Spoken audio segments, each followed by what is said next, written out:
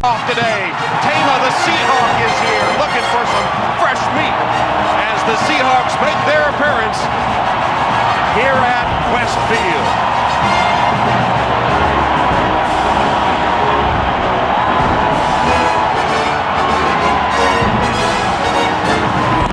This NFC wildcard matchup, the Washington Redskins and the Seattle Seahawks.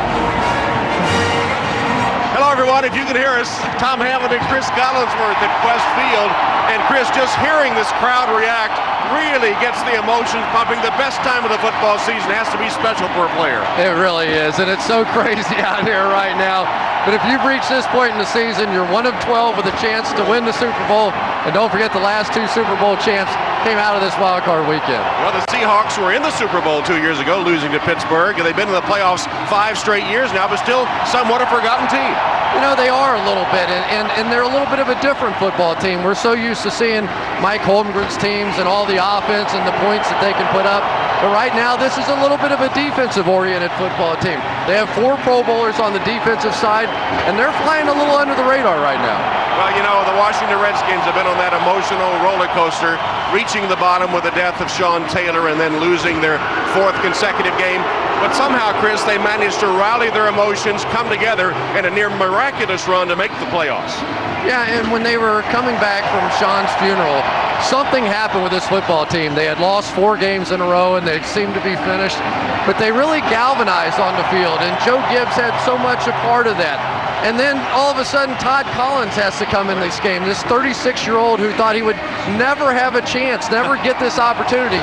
And here he is in the playoffs with a chance to make a Super Bowl run. And the Redskins, the hot team, they come into today's game having won 4 in a row. The Redskins and the Seahawks, and you can bet the 12th man will be very much in evidence at Westfield today.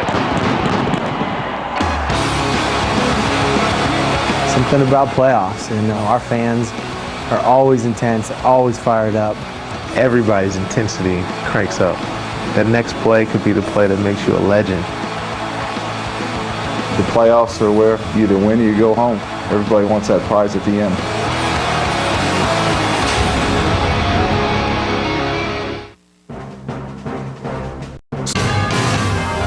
NBC Sports welcomes you to the following presentation of the National Football League. Welcome back to Seattle in Quest Field. 41 degrees, a little chilly. The wind 15 miles an hour, but gusting to more than that. The forecast is for rain. Right now the sun is out and the rain has been coming in and out. That's Jamie Moyer, the former Seattle Mariners pitcher, their all-time winningest pitcher, and now plays for the Phillies, but still a Seattle resident, raising the 12th man flag. One of the loudest stadiums, maybe the loudest in the NFL, and the 12th man tradition very much in evidence here in Seattle.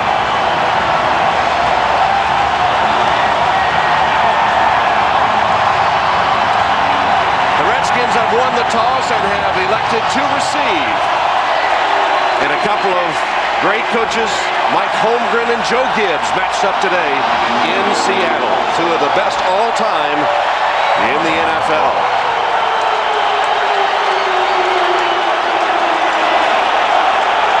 Josh Brown ready to kick off. Jamie Moyer still leading the cheers. And from the 5-yard line, Cartwright with a little seam gets to the 30-yard line before he's knocked down on the special teams, with Will Herring doing the honors for Seattle. So the Redskins, led by Todd Collins, here are their starting offensive players. Todd Collins, Michigan. Clint Portis, you. Mike Sully, Northwestern. Santana Moss, you. I'm Antoine Randall, Indiana University. Chris Cooley, Utah State University. Chris Samuels, Alabama. Pete Kendall, Boston College. Casey Raubach, Wisconsin. Jason Fabini, University of Cincinnati. Stefan Heyer, University of Maryland, College Park. And Heyer will be one to watch today, the rookie. Hand off to Portis, Clinton Portis. Couple of tough yards as we check the starting defensive lineup for the Seahawks. Patrick Kearney, University of Virginia. Brandon Mebane, California, Berkeley. Rocky Menard, Texas A&M. Harold Tapp, Virginia Tech. Leroy Hill, Clemson. Loaf Tatupu, USC. Julian Peterson, Michigan State. Marcus Trufant, Washington State. Deion Grant, University of Tennessee. Brian Russell, San Diego State. Kelly Jennings, VU. And Clinton Portis gets the second straight carry. And Rocky Bernard catches him for no gain on the play.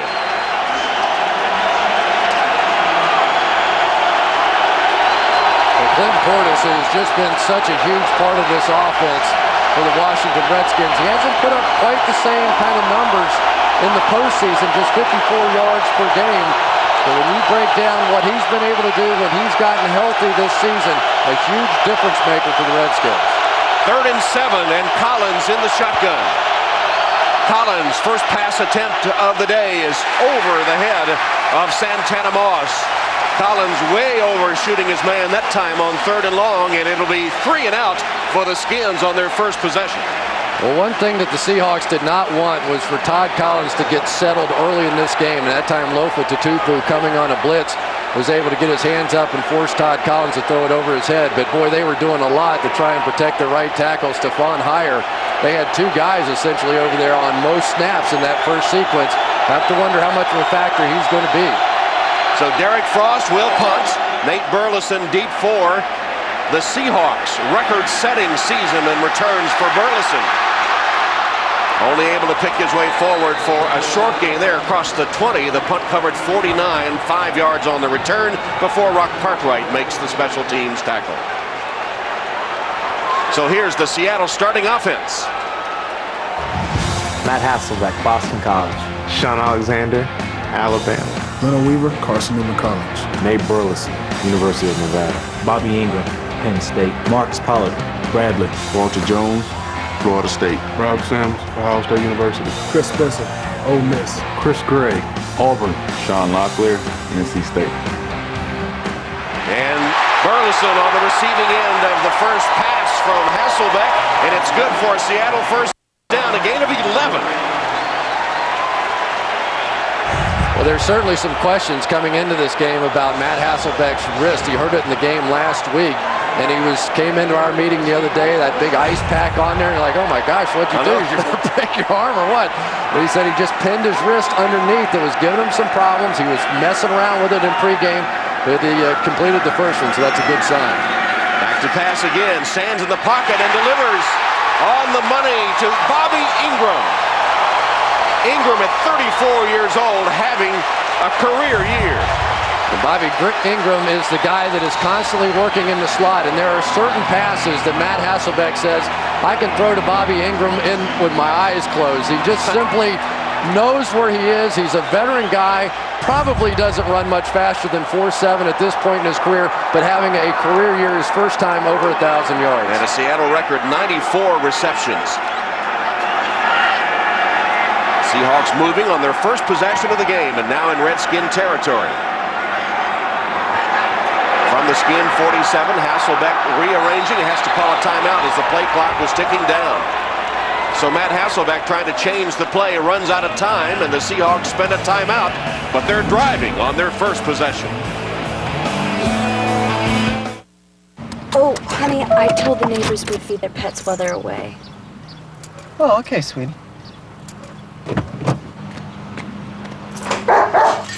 Oh, no. Non-stop flights, it's like having your own company plane. By Toyota, moving forward. By Coors Light's cold activated bottle. When the mountains turn blue, your beer is cold. And by Sprint, the official telecommunications service sponsor of the NFL. This is the NFL at Sprint speed. Aerial shot of Quest Field, where the Seahawks on their opening possession of the game have driven down to the 47-yard line of Washington. They've run 2 plays, 2 Hasselbeck completions for 30 yards.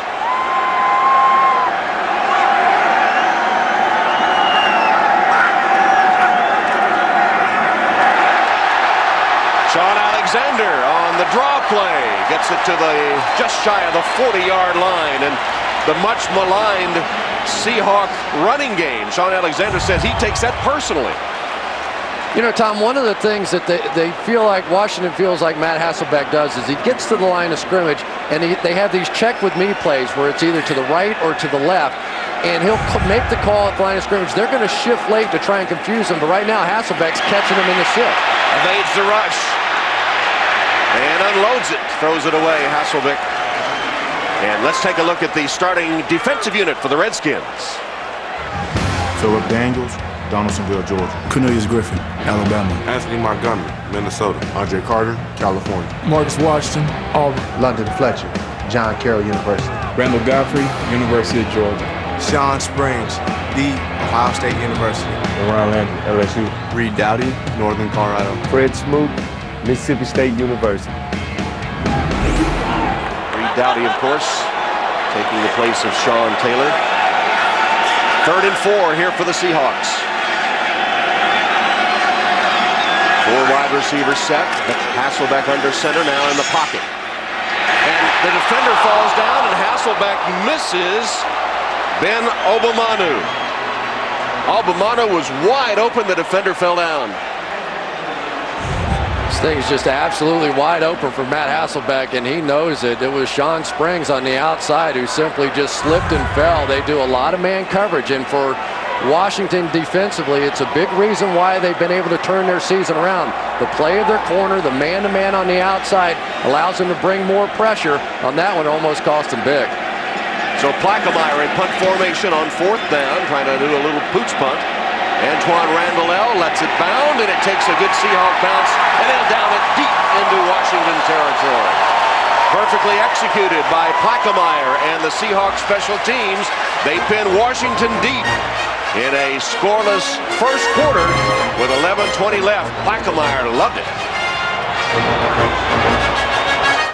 Studying what happened on that first series, he missed a man, probably would have been a touchdown, but the good punt down at the 4-yard line of the Redskins puts Washington in a hole. I think this crowd's getting into it with them backed up a little bit.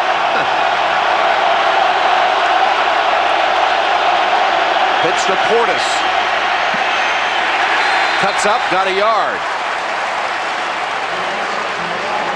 You can almost tell now with this Washington offense that if they're not protecting the side where the rookie free agent Stephon Hire is, in other words, no tight end, no additional back over there, they're going to do something the opposite way, because there's no way they're going to allow Patrick Kearney to work one-on-one against Stephon Hire. Here's a guy that was undrafted, a free agent basically thrown in at the end of the season. He's done a good job, but they're going to have to protect him here today. Meanwhile, Kearney led the NFC with 14.5 sacks.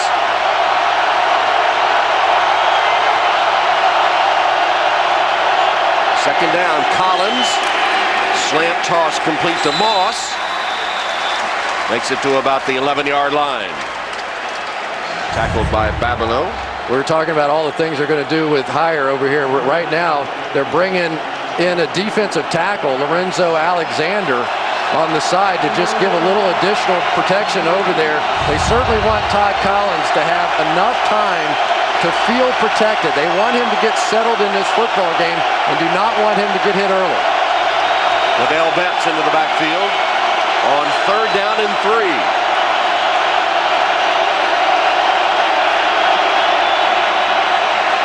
Collins, wait, tossed it. A catch to the 20-yard line. It was caught by Randall L. Low catch, but he made it for the Washington first down. Well, Todd Collins felt the pressure coming wide and just stepped up and made the play. I don't think there's any question he made that catch. No question at all. A nice catch by Antoine Randall. And a huge play because it gets you off your own goal line, your first down. You get a little something going offense against this crowd. Yeah, and then they start now from the 20-yard line with a first down after beginning the last series from the 4. And a reverse.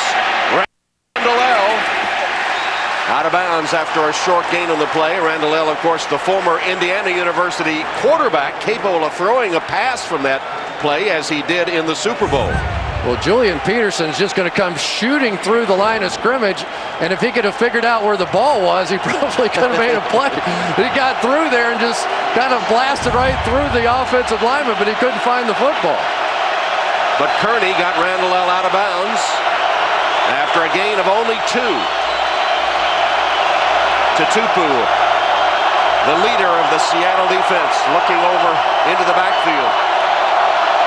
Great at anticipating the play call. Collins swings complete.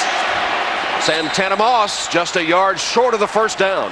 Tackled by Russell. It's a gain of 7. Tremendous play call that time by Al Saunders, the offensive coordinator. The Seahawks came on a corner blitz, and all Todd Collins did is just raise it up and throw it right to the guy. That's the kind of efficiency they have in this offense. And because Todd Collins is a veteran, we're seeing them open up and expand this offense in a way they just simply didn't do with Jason Campbell. Collins in his 13th year from Michigan, you know the story, came in to replace the injured Jason Campbell and got his first start in 10 years. I formation here, 3rd and short. And nothing doing. Stopped right at the line of scrimmage. They gave it to Portis, and he was met at the pass by Tapp and by Deion Grant. Well, Darryl Tapp is just going to make a play, busting right through there. Stood up the defensive lineman, Lorenzo Alexander, that we had been talking about earlier. And there it is. When you get into 3rd and short, you just have to win those individual one-on-one battles. And that time, Darryl Tapp came up huge. He's been playing well this year. So Frost punting on 4th down. And Burleson says stay away from it. Takes a nice Redskin bounce. Dangerous. Could have bounced off a Seahawk, but out of bounds. And it looks like our first penalty of the game. There's a flag down. Walt Coleman is today's referee. One of the officials with his hat off, so it means somebody was out of bounds, came back in, probably the first to touch. Walt Coleman has his regular crew with him. These first games are with the regular crews before they go to the All-Star crew setup.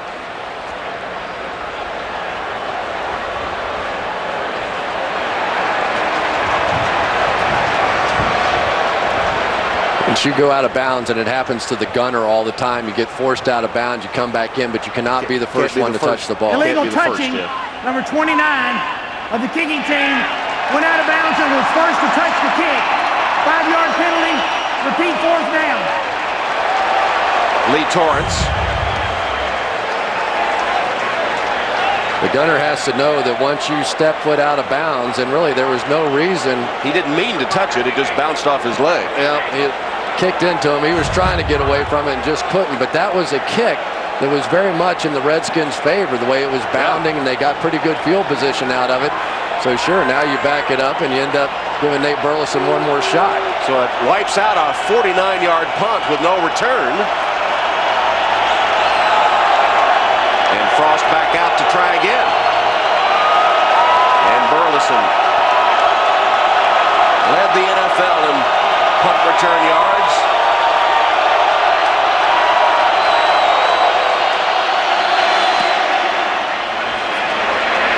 Burleson will field this one at the 35-yard line. Gets to the corner. Into Redskin territory before he's forced out of bounds. Another nice return by Nate Burleson. It was an 18-yard return. Good field position for the Seahawks on their second possession. First quarter. And go to NBCSports.com and vote for the greatest team of all time in the playoffs. And the fantasy year is not over either. You can go to NFL.com and play the NFL.com Playoff Challenge. And on the last punt, the line judge, Mark Steinkirchner, was injured. He took a real shot at the end of this one. Of course, the officials, you can see upper right-hand corner of your screen right there. Lance Laurie is just going to be blocked into him by the punter, Derek Frost, and just took a head-on blow. They've been working on him during the entire commercial timeout over there. Certainly hope he's all right. Washington lost about 30 yards after the penalty on the punt. Here's Hackett with a reception from Matt Hasselbeck. Gets about 8 yards before he's tackled by Fred Smoot.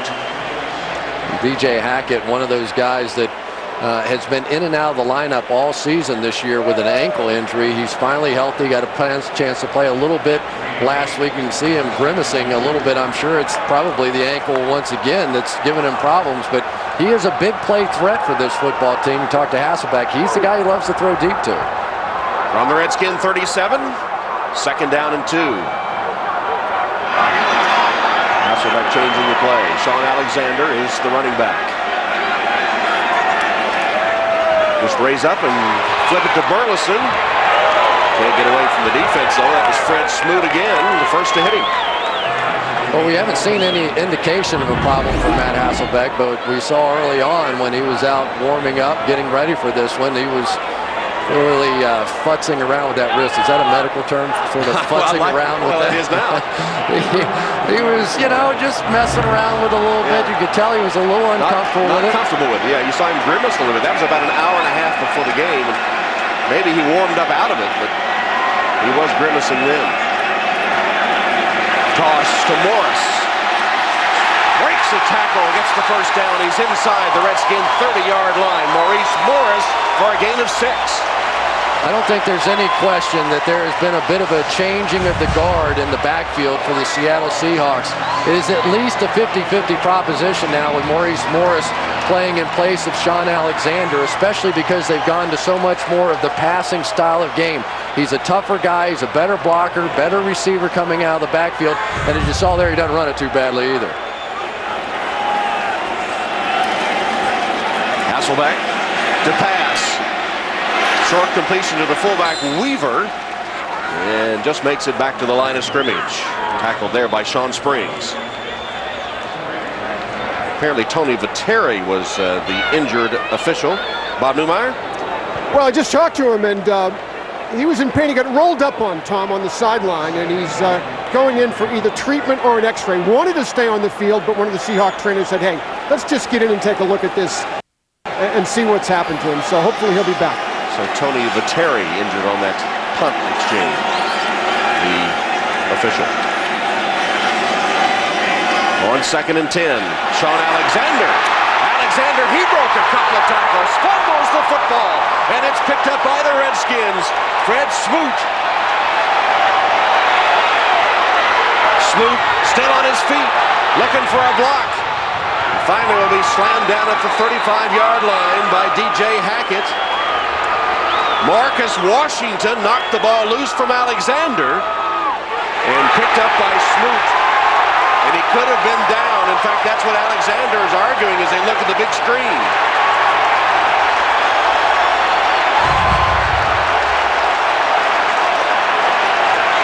That was a big run for Sean Alexander. He hasn't lost a fumble all season, and I don't think he loses that one either. No. Good call by the officials, clearly down before the ball is stripped out.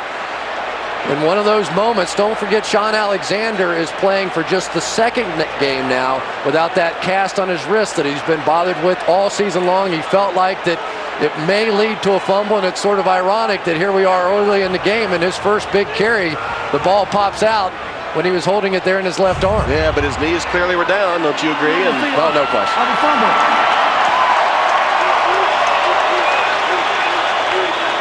Despite the broken wrist, did not lose a fumble during the regular season.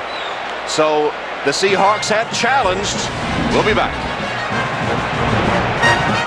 Now I create my own Capital One credit card. Set rewards to cash back. Back in Seattle, where Mike Holmgren has challenged the ruling of a Sean Alexander fumble. Fred Smoot picked it up, rambled 20 yards with it.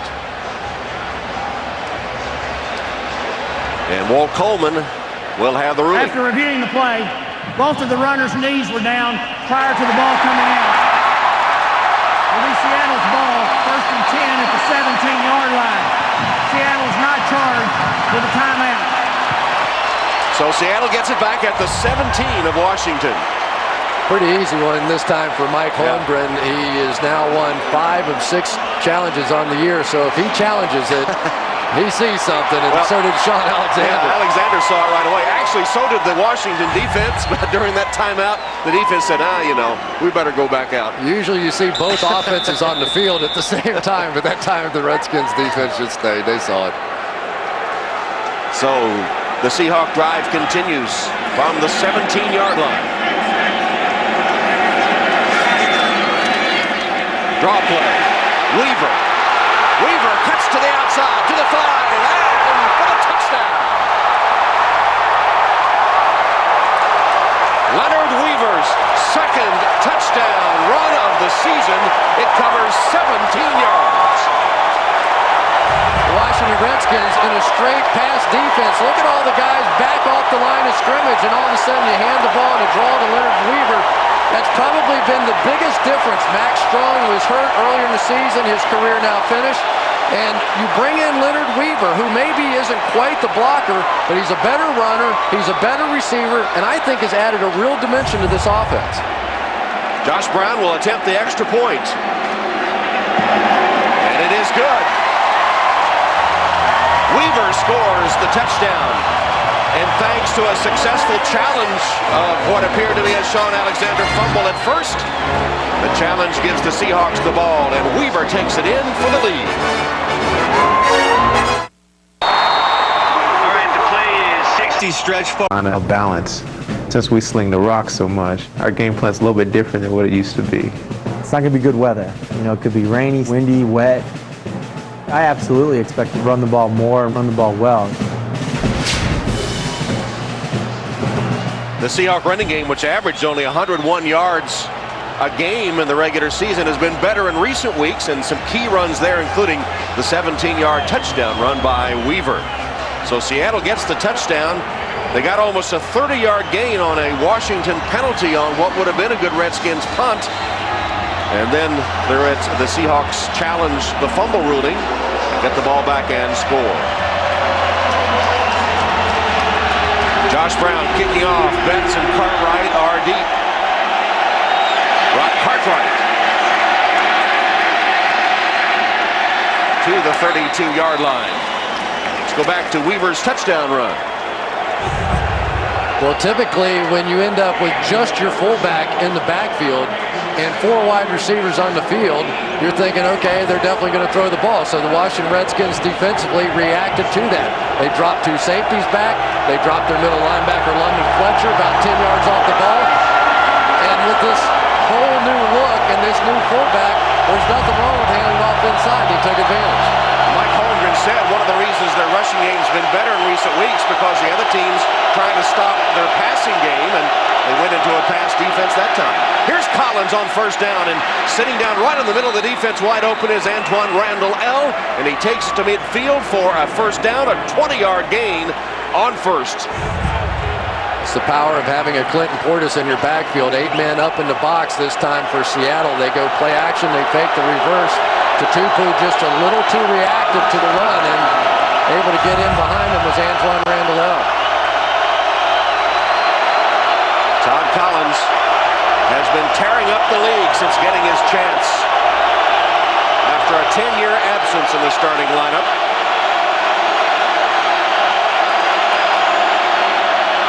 Pumps once, under the rush, he just flips it away, and it bounds out of bounds over the head of Cooley. Chris Cooley is tight end.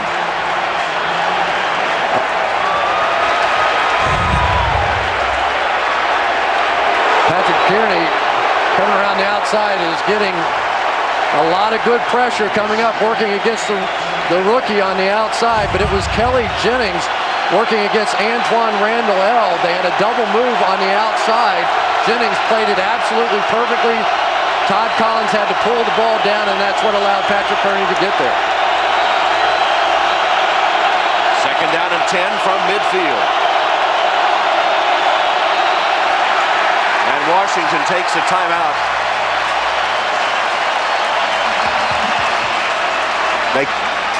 I think they beat the flag with the timeout.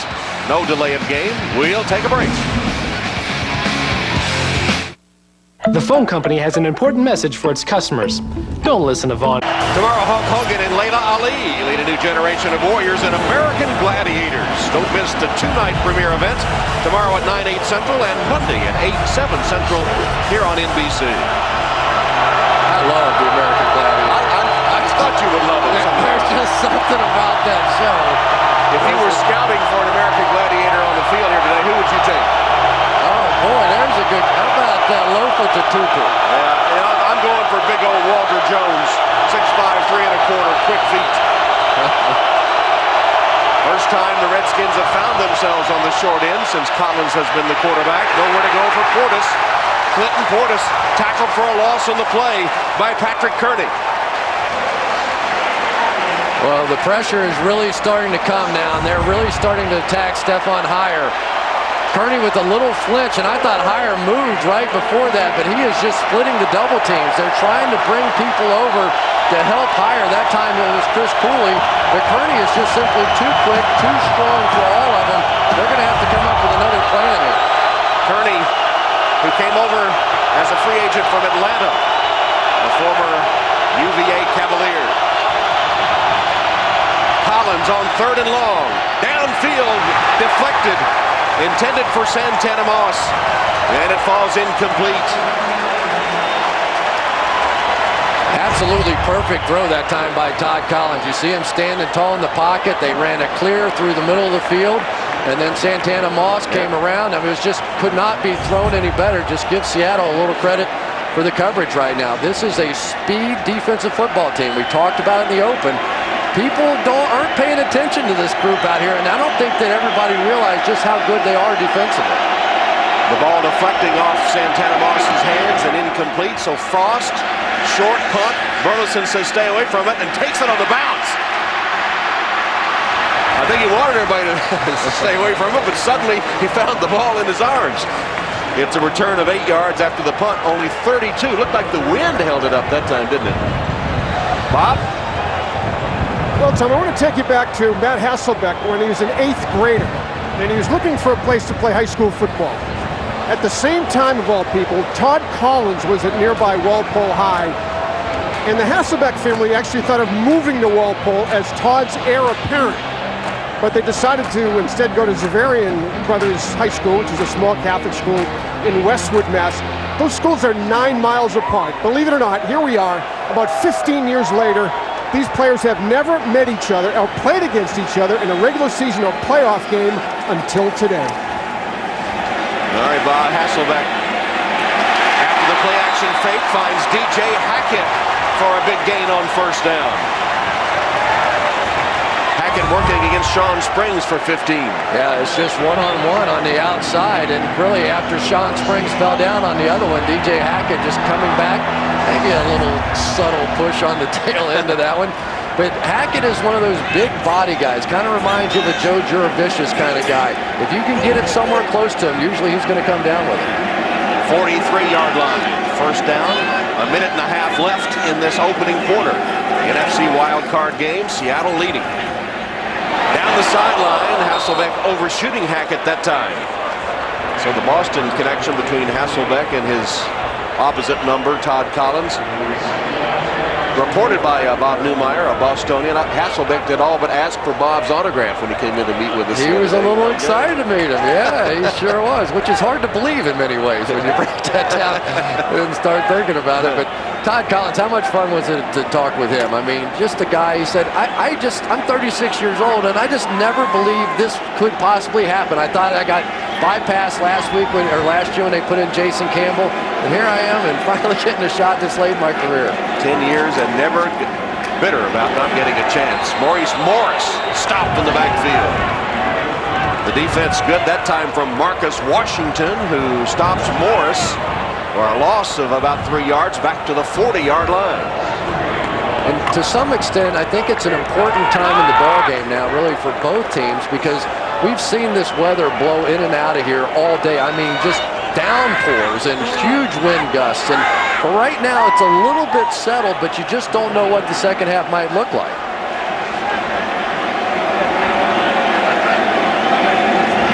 Third and long, and Hasselbeck backing up into the shotgun.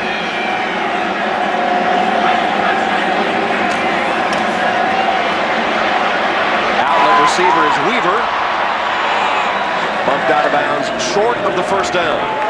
Fred Smoot defending on the play for the Redskins. You're going to get the ball back. And I have to give Greg Williams, the defensive coordinator, credit for that one. He came up in a total blitz look, and Matt Hasselbeck turned and checked off, thinking he had man coverage.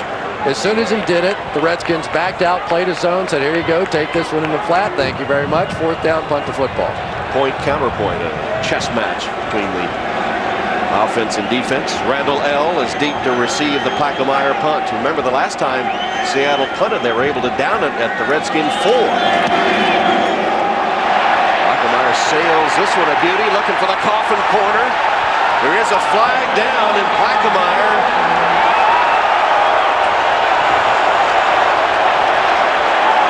trying to shake it off. The ball will be marked out at the 2-yard line. I think we're going to have a running into the kicker here on this one. A beautiful 50-yard punt by Plaquemire. That coffin corner is a dying art, isn't it? You hardly see that anymore. Worked it perfectly.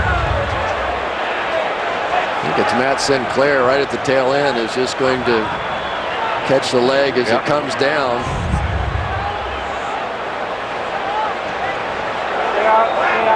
It's running into the kicker. It's a 5-yard penalty. So Holmgren with a decision to make. Running into the kicker. 58 on the defense. That penalty's declined. First down. So would not have given them a first down, and they'll take the mark. You know, it's kind of an interesting decision. They would have had fourth and a short yard if, in fact, they had taken it. It may be an opportunity to go for it there, but as we've seen in the past, they kind of like to let this 12th man go to work on people when they get backed up like this. And so Mike Holmgren, after chewing out Matt Hasselbeck, or it appeared he was on the sideline coming off the field on that last one, probably for checking off on that play we were talking about. Kind of an interesting dynamic between those two. What did Matt tell us? He says, you know, he's all charming around you guys. He said, we never see that side of him. In fact, the two have sort of a cooling off understanding when he comes off the field. Doesn't always go that way. The net result, though, that the Redskins back at the 2-yard line this time to open their drive in the closing seconds of the first quarter. Todd Collins, known for being very poised, very cool under pressure. You cannot make the big mistake down here. Even if you punt it, it's not a bad play from down here to not turn it over now. Flags.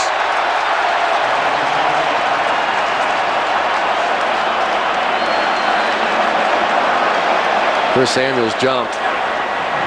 Neutral zone infraction. 60. Defense. 5-yard penalty. Still first down.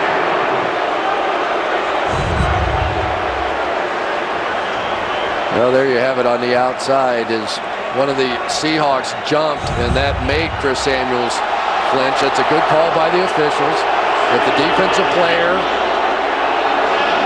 jumps first, then it is on the defensive side. A rare penalty against Seattle gives the Redskins a little more space out to the 7.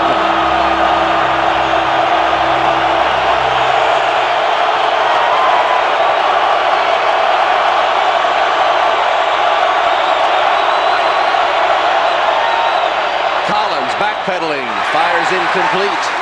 Intended for Cooley, the tight end, who is the leading receiver on the season for the Redskins. Well, right now, Todd Collins is playing better than his receivers are. That's a second ball now we've seen where they've had a chance to make a play, and if Santana Moss and Chris Cooley aren't going to make catches, it's going to be a long day for Todd Collins. And the Seahawks have held Clinton Portis to 2 yards on 5 carries. He's the tailback in the eye on second down.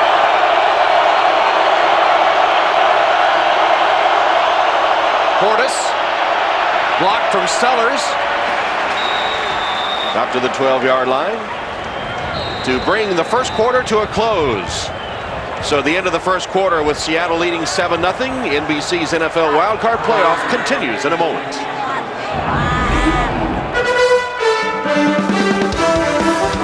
time 1941.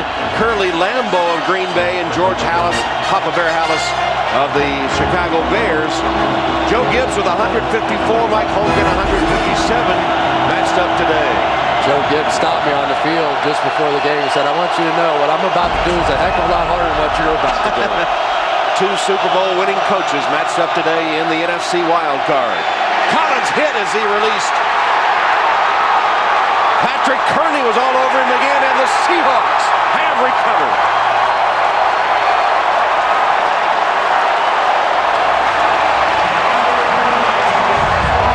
Well, Patrick Kearney once again is just simply tearing up Stephon Hire on the outside. That's one of the few times we haven't seen him with any help over there, and you just simply can't do that. And one of the problems you have if you're the Washington Redskins is you can't constantly help everybody on the football field. By taking one person and using him to help in protection, you're taking somebody out of the pattern. And right now you're seeing Todd Collins pressured in a way that he hasn't been during the course of this 4-game win streak.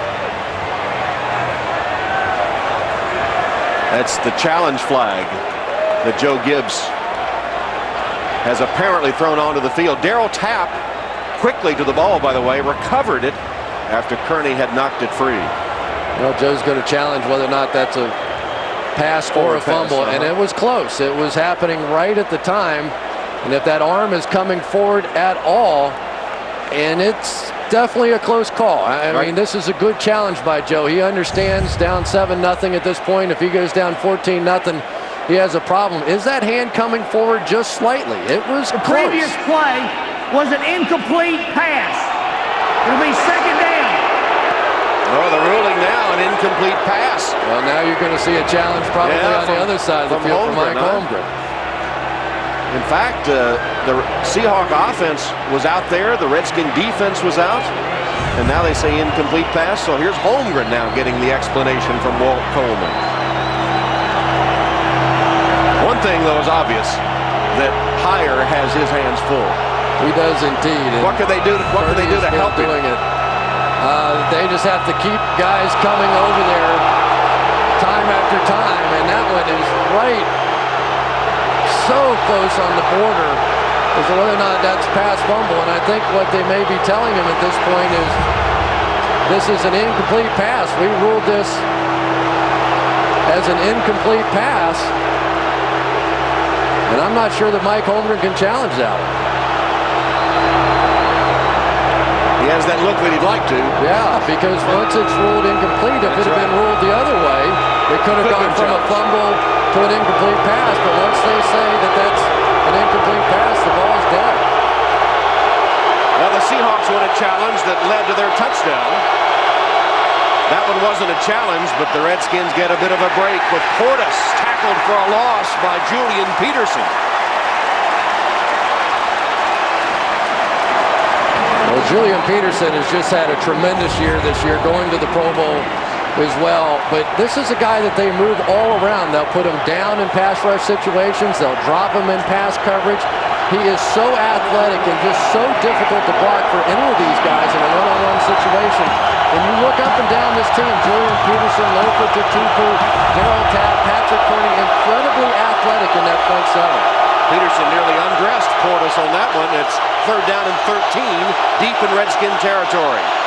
Todd Collins across the middle and caught by Randall L. for a key 1st down play. Deion Grant tackled him, but not until he had covered 15 yards, enough for the first big play by Collins and Randall L. That time, 2 in the backfield, and they picked up the blitz by the Seattle Seahawks. You see everybody coming and perfect protection. Pete Kendall at the left guard position with a big block, able to pick up that blitz. And when Todd Collins can stand in there and just survey the field, that's what they worry about him. They said his best attribute is the fact that he is very good at diagnosing defenses, and they didn't want to give him a chance to do that. So 1st down now from the Redskin 25.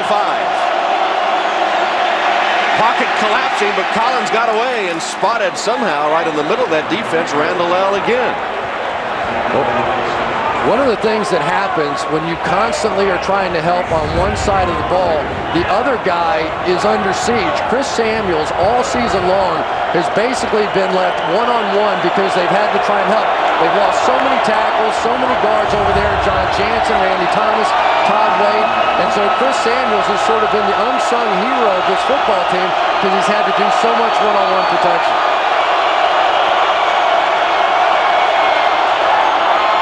Portis pounding ahead up the middle for a first down.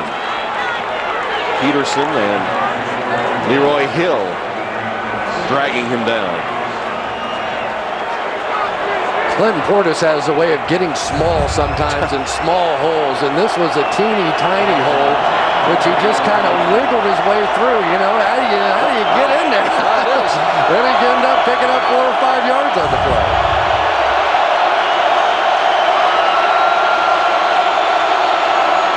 Collins first down screen pass complete to Cooley, the tight end,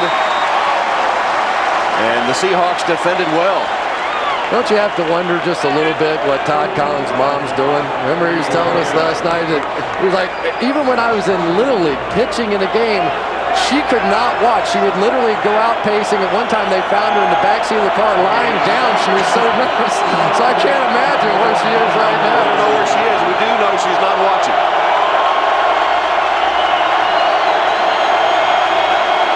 Having a tremendous run here since taking over for Jason Campbell. Hit as he releases Collins. It'll come up short. Intended for Santana Moss, but he took a shot just as he released the football. And it's a good thing they got to him because Santana Moss was absolutely wide open down the field. Coming with the pressure up the middle, it gets there just in time, and Santana Moss, I don't know if Seattle had broken the coverage or exactly what happened. Deion Grant jumped Chris Cooley underneath. He is going to walk in the end zone if Todd Collins can get anything on that throw. Howard Green, the man that hit Collins just as he released the football, and it came up short.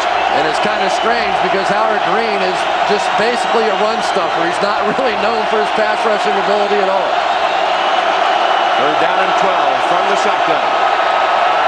Uh-oh. Collins looked away. Did he get the timeout called? The ball bounced off him and recovered with the Seahawks. Here's another key ruling. He turned to look at Walt Coleman to call a timeout. He had put his foot down several times hoping for the snap, never got it. And the delay of game will prevent a turnover. Did you see Collins? He had said he was ready for the snap several times. He never got it. And then turned to call a timeout as the play clock expired. See, there's the, I'm ready, I'm ready, I'm ready. All right. But he never turned to call timeout. In other words, you have to actually call for the timeout. But I think by that point, by the time he actually turned and the snap went off, he saw double zeros on the play clock.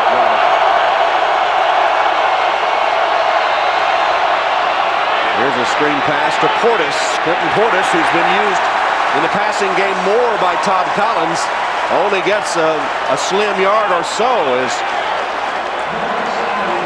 Kearney and Robach have a little confrontation. Play clock is at double zero right there, and Todd Collins saw it. And as he turned, now you have to be careful because there is a little lag time there between when it actually expires and when they're going to say the play's done. Frost punt to Burleson. 4 possessions, 4 punts for the Redskins. Burleson shook away from 2 men and then is forced out of bounds by Frost, the punter. And Prelo. 7-zip Seahawks in the second. Great aerial view of Quest Field and next door Safeco Field, the Mariners Field. And look, what a nice welcome. Just one problem. Yeah, there's no H in Chris, right? Scratch that off. That's all right. Hey, I'm honored, aren't you? That's nice. I appreciate they took the time. One of the nicest welcomes we've gotten. Usually it's you again. Yeah. It's a nice city, though, isn't it? It really is. Great people there. First down for the Seahawks from their own 35-yard line. And here's Burleson, open down the sideline. Kind of an odd throw from Hasselbeck. I don't know if his arm was hit or what, but he's able to muscle it out to Burleson for a gain of 25. That means Shawn Springs got busted. Ray Burleson came on a little double move. He came off the slant. And Shawn Springs has a real reputation in this league for reading quarterbacks' drops and reading releases of tight ends and backs. And sometimes he will get interceptions off that. He'll jump around even if the receiver doesn't make that kind of move. That time they were able to take advantage. They saw that on film. They set him up and got him. Sean Alexander stacked up after a gain of 1. Well, the Seahawks very tough here at Quest Field. 7-1 this season, and with Matt Hasselbeck at quarterback, 31-10, which ranks right up there with some pretty good company. Yeah, I always say, you know, anytime they want to throw a graphic or those things up, I said, who are the other names on the list? And if you see Brady and Favre, okay, we can go with that one. That's a good one. Tom Brady named MVP. And Favre got the only other dissenting vote. Hasselbeck knows he has man coverage here. Let's see if he can take advantage. Catching it in stride, DJ Hackett.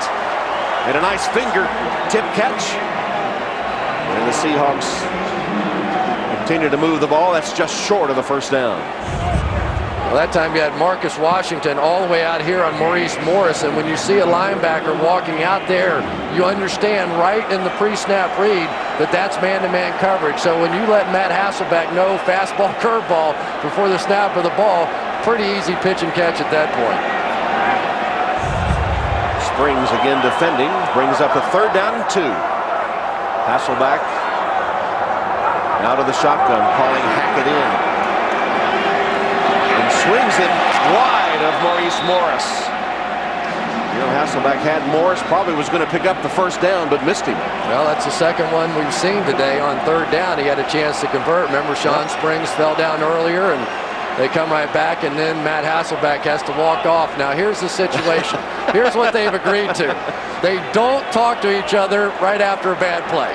So Matt will come walking off and get a drink of water, and Mike Holmgren will talk to the coaches, and he'll try and settle them down, and if he still needs them, they'll come back and yell at each other.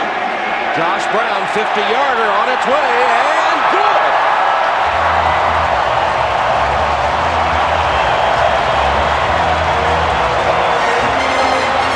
Josh Brown gives the Seahawks a 10-point lead. Out of Quest Field, and today's aerial coverage brought to you by Gillette Clinical Strength. Kind of nice how they weave these two stadiums right in here downtown, and what a boost for downtown too, to have them right in the center of downtown, or just off center, not far away from the Puget Sound and the Pike Place Market and all the attractions of the Emerald City. Cartwright on the return of the Brown kickoff. Will Herring, a special teams tackle. Skirmish, nothing serious. Well, Patrick Kearney has been very much in evidence today. Yeah, and we knew it was going to be like that coming into the ball game, no matter what they do to try and protect against him. That time, Chris Cooley trying to chop him down. He just simply pushed him to the ground and made the play. He's been good against the run. He's been good against the pass. And really, when you start getting inside a quarterback's head, and that clock in your head has to start going a little faster than what you're used to, it could be an uncomfortable moment for a guy who hasn't played very much. First down, Skins from the 31. Portis breaking free. Portis with a nice run on first down to the 45-yard line. Just short of the 45 at the 44 before he's tracked down and taken down a first down run. Well, one of the things that the Washington Redskins have always been known for under Joe Gibbs is the ability to run the football. When you're talking about this kind of crowd noise, we've seen them run it pretty well. I don't think they've run it quite enough, to tell you the truth, because then you slow down to Patrick Kearney. You just start pounding them. They've lost some defensive tackles in the middle. Maybe they can start attacking inside. Again, it's Clinton Portis, and this time only 2 yards before he's tackled by Lofa Tatupu. Tatupu, we talked to him yesterday, and He's so adept at guessing the play or diagnosing the play to come. He sometimes said he even calls it out and watches for the reaction of the offensive lineman. Sometimes they say, hey, how do you know that? And he said even when he sits at home watching the game on television, he tries to predict what play it will be. And he's pretty good at it, too. You can see him when you watch tape move towards the ball faster than any of these other guys, and these three linebackers are pretty good. Collins sacked.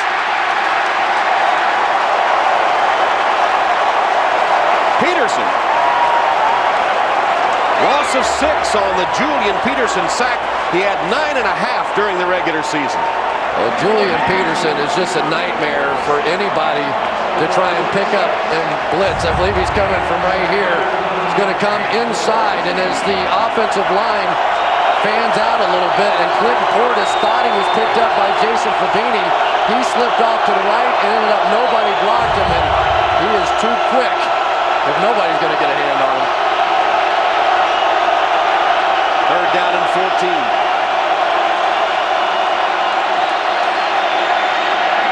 Collins, broken up. Intended for Caldwell.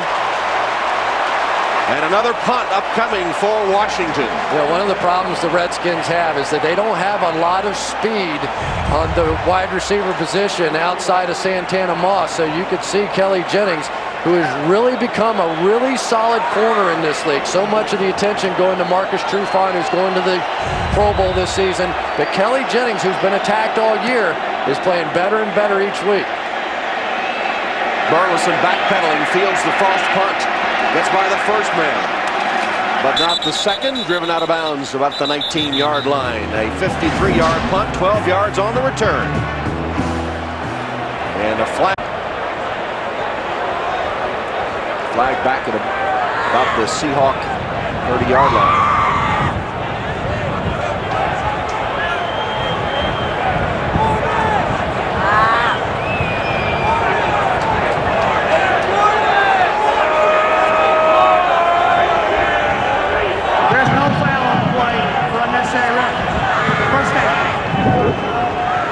So, first down Seahawks. They lead the Redskins by 10. Seattle leading Washington 10-0. The Seattle defense you talked about, how good it was at the opening of the telecast, where their pass rush has really been potent today. And they held Washington to another punt and take over with a 10-0 lead. First down pass from Hasselbeck. Down the sideline for Hackett, and a flag down. That'll be interference against Sean Springs. It may be the other way. Maybe against Hackett, and that's what the Redskins are saying, that's for sure. Yeah, Springs had pretty good position on this one, and Hackett trying to hack his way back in. Interference, 18. Offense. It is offensive interference. First down. Just a tail end of the play, and Sean Springs, really perfect coverage, a little hesitate and go move. He's staring there, gets his head around, and then it was Hackett with a bit of a stranglehold. And Hasselbeck is going to hit his own player. That's Sean Alexander. Remember, that's the hand that he hurt. And that's a tough one. I tell you, when you're talking about a thumb hand sort of thing, that would be a bigger injury than the wrist. So back to the 10-yard line. They hand off to Sean Alexander. And he's taken down short of the 15-yard line. So the penalty puts the Seahawks deep. And now sets up a 2nd and 15. I don't know about Hasselbeck's hand. You know, in Washington now defensively, they need to take advantage of this situation. They caught a break earlier with the Patrick Kearney play, a play that was certainly close, but to me probably looked more like a fumble. It ended up being an incomplete pass, and they get another chance. They're kind of lucky to be in this game. Now they get the penalty here. They could make a stop, get the ball back, get on the board. They need something to get them jump-started. Just under 6 minutes to go till halftime. Hasselbeck setting up what appeared to be a screen to Weaver. It's incomplete. And of course the Seattle pass rush, though, has been in the face of Todd Collins all day, and as you said, almost resulted in a big play, which could have given the Seahawks nearly a touchdown on the turnover. Yeah, it was such a close call, and it just really benefited the Washington Redskins in that case. And for Todd Collins, it's been a much tougher day than what he's seen so far, not only on the front end with what they're doing with the pressure, but on the back end as well, because right now in the secondary, Seattle's playing terrific ball there as well. Here's a big chance now for the Redskins, though, if they can hold Seattle here deep in their own territory. 3rd down and 15. Hasselbeck sacked back at the 10-yard line. Ball free and a scramble for the football.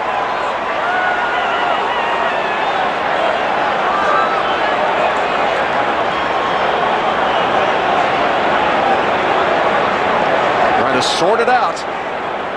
Remember, Hasselbeck's hand, his passing hand, he hit it on a helmet, was already injured coming into the game.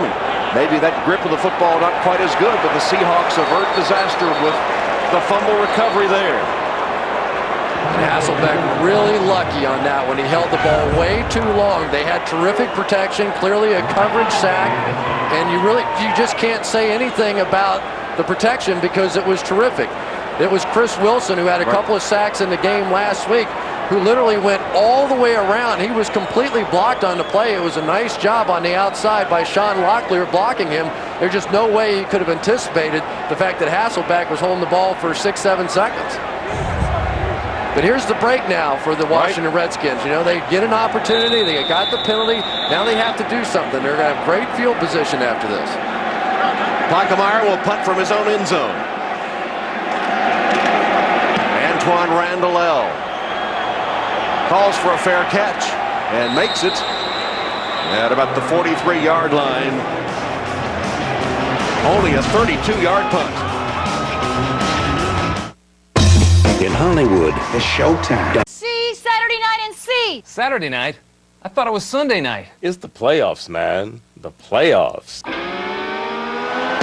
Well, for the playoffs, Faith Hill had to go to an audible there. And coming up next, the second half of our wild card doubleheader, the AFC matchup between the Steelers and the Jaguars, coming up next here on NBC. For the first time today, the Redskins have the ball in Seahawk territory, their best field position to start a drive yet. Play action fake, Todd Collins through the hands of his receiver. That's what, the 3rd drop today? Yeah, and it's all 3 stars that are dropping. Yeah, Portis dropped that one. You know, they're only sending 2 guys out in the route because they're having so many issues with the pass protection right now. But that time they did manage to slip Clinton Portis through there. But you have to make that play. There's such a difference between 2nd and 5 and 2nd and 10. You know, now you're sort of in one of those positions where you know Seattle's going to bring the pressure, and who they're going to bring. I mean, they've been hitting you with everybody on the defensive line. You can't block just one of them.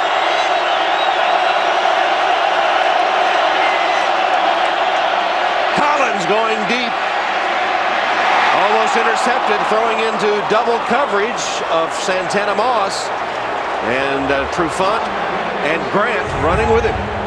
If I had to say what was the most improved part of the Seattle Seahawks football team this year, it has been the safety play. Deon Grant and Brian Russell back there, the way those 2 guys have led this defense, the way they've taught Marcus Trufant and Kelly Jennings to play.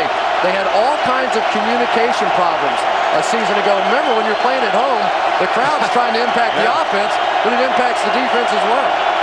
Marcus Trufant on his way to his first Pro Bowl. Got away, but is down. And the play ruled dead. Another sack for the Seahawks. Oh, my goodness. Leroy Hill. Wow. He just ran right through everybody coming off the outside. They thought they were going to get him picked up. And he just took Liddell Betts and threw him right into Todd Collins. I mean, that is now at least the 4th different guy that has hit Todd Collins. So you're sitting there as a game planner and you're Al Saunders and you're saying, okay, well, I got to block this guy and I have to help here and I have to help there. You can't help everybody. Relentless pass rush by the Seahawks today. Here's the Frost punt. Burleson fair catch made at the 16-yard line. 6 possessions, 6 punts by the Redskins today. You know, sometimes defenses can smell it. It's not just one guy, and that's where the issue is. They have been hitting them with everybody. Of course, Kearney has been coming off the edge, and that's been the primary focus of the protection, so you help that way. And then Darryl Tapp comes around the other way and says, okay, we're going to help that way a little bit. And then you're going to get hit by Peterson. And then right through everybody, it's going to come Leroy Hill. So what do you do? I don't know. You run the football, I guess. But this isn't an aberration. This is what this team's been doing all season. Sean Alexander gets the call on first down. So you said that this was a different Seahawk team, built not around the run, but around the passing game on offense, and with a rock-solid defense. Seemed like the whole defense is going to the Pro Bowl, and in fact they are, because the four members that are going are making sure that every defensive teammate gets a trip with his family to the Pro Bowl in Hawaii. They're going to pay for it.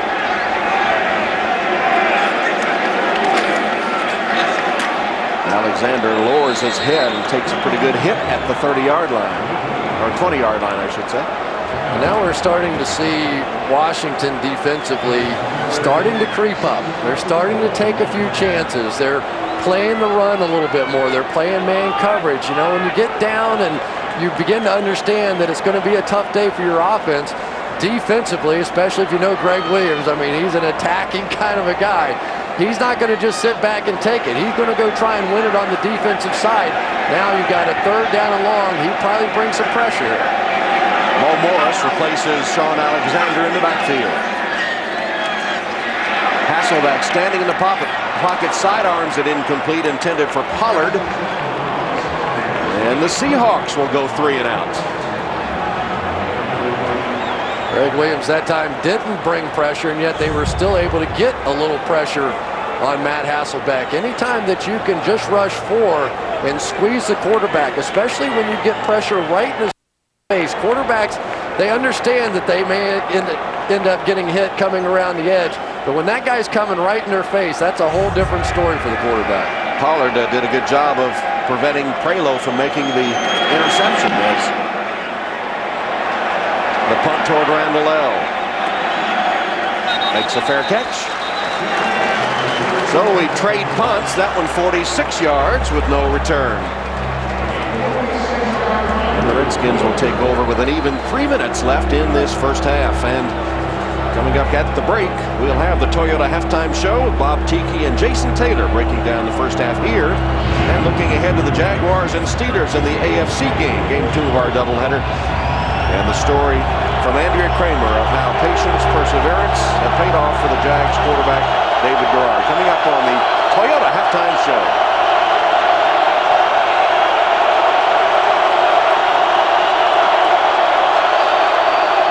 Collins with a handoff to Portis. 6 yards on first down. Jordan Babineau, the tackle for the Seattle secondary. Yeah, I think that's a good call on first down, too. Jordan Babineau coming with a slot blitz, and they were able to hit the draw coming off of it. So just try and slow these guys down a bit.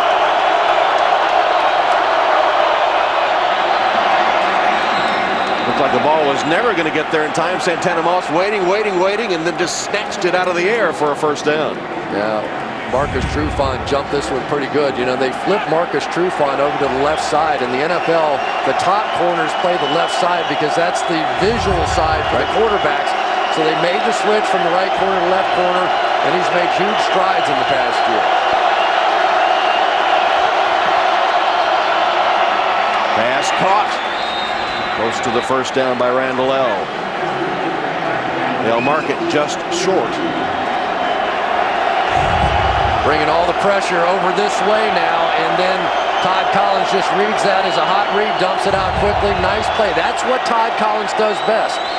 Very sophisticated in reading these defenses. That's a 2-minute warning. So 2-minute warning in the first half here in Seattle.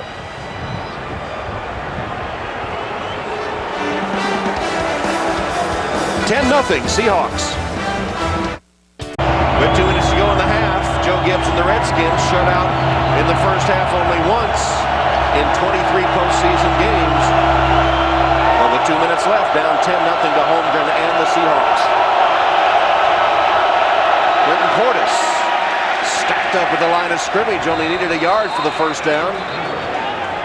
Well, Joe Gibbs was upset on the previous play. He felt like since they called for the measurement that they should have stopped the clock right here and given them another play. They're going to call for the measurement here, but they continue to allow the clock to run out. Antoine Randall was calling for the timeout anyway, but it took the officials a long time to call for that measurement.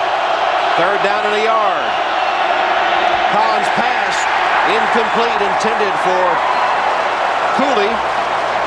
Boy, Deion Grant was all over him. And Grant with him stride for stride. Deion Grant, maybe not the biggest hitting safety in the NFL, but what he does intellectually back there and physically playing some man coverage against a player as good as Chris Cooley, very impressive. And Joe Gibbs now, I think, making the right decision here and going for it. He has to have something for this football team going in at the half. Really needs something positive here. And on 4th and 1,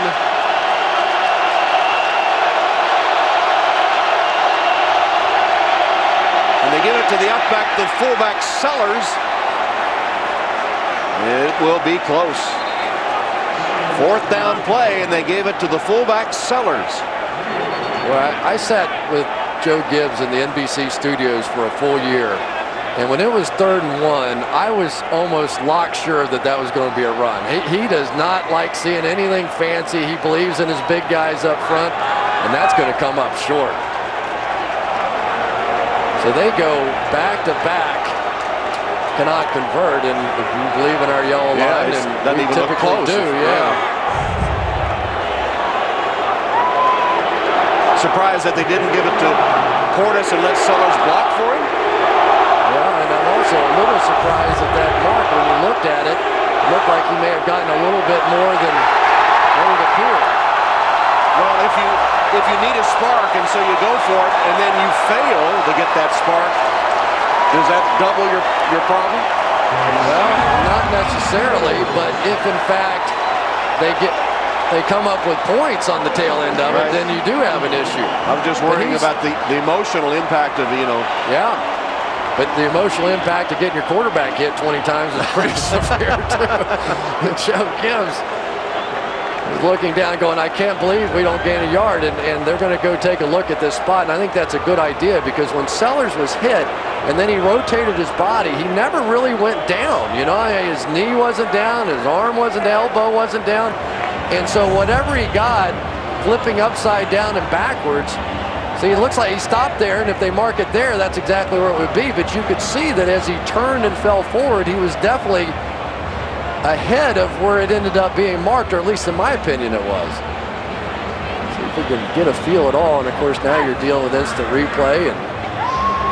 But that looks much closer to the first down mark than what the ball actually ended up being spotted as. And this is a much better angle of how he spins and turns, but you don't get a very good look at where the yardage line is. So you can see it's kind of on the second hash mark, which would have been very close to the first down and maybe a first down. So if that's significant enough, if they can extrapolate out from there all those different views, and remember, they can take a piece of this view and a piece of that view and make a decision as to where the ball should be placed. But I personally thought that he was much closer. I mean, that's about a yard short of where I thought the ball should have been marked. Here it is again, and a key decision, because if the Redskins can... And he's not down, so he gets the full extent of that right there. He gets every inch of even carrying it up to the shoulder at that point. And it kind of goes under the pile right there. Going to be really tough to overturn that. There's not a clear because there's not a clear visual evidence, as they say in the college ranks. It has to be conclusive, and I'm not sure you can say that that was absolutely conclusive, but it appeared to be much closer to the 42-yard line than the 43-yard line. Here's Walt Coleman. After reviewing the play, the ruling on the field stands. Short of the line of the game, first down Seattle. I just think the issue that he ran into, that there just wasn't that conclusive view. Not enough evidence to overturn it. And now here comes the Washington Redskins defenders, and this is a frustrating time in the ball game. They have done their job. They have gotten the ball back with good field position, and the offense has continually failed so far in the first half, but they have to make another stand here. Morris cut down short of midfield by Landry. LaRon Landry, the rookie safety from LSU. And that was really a nice block on the outside by Sean Locklear, getting the end hooked, and you saw a little bit of the explosiveness there of Maurice Morris. Off the hands of Bobby Ingram and incomplete. Defended by Sean Springs. Stops the clock at 58 seconds. Like Bobby Ingram was a little surprised by that one. He wasn't thinking that one was coming out there. You're not saying that at 34 years old you take a play or two off. Oh, yeah, you know, I did at 30, so I'm assuming he did. But you know what I think he saw? I think he saw Sean Springs looking in his eyeballs and starting to come up. And he goes, I know, Matt, he's not going to throw me this one. Whoops. Ingram closing in on 600 career receptions.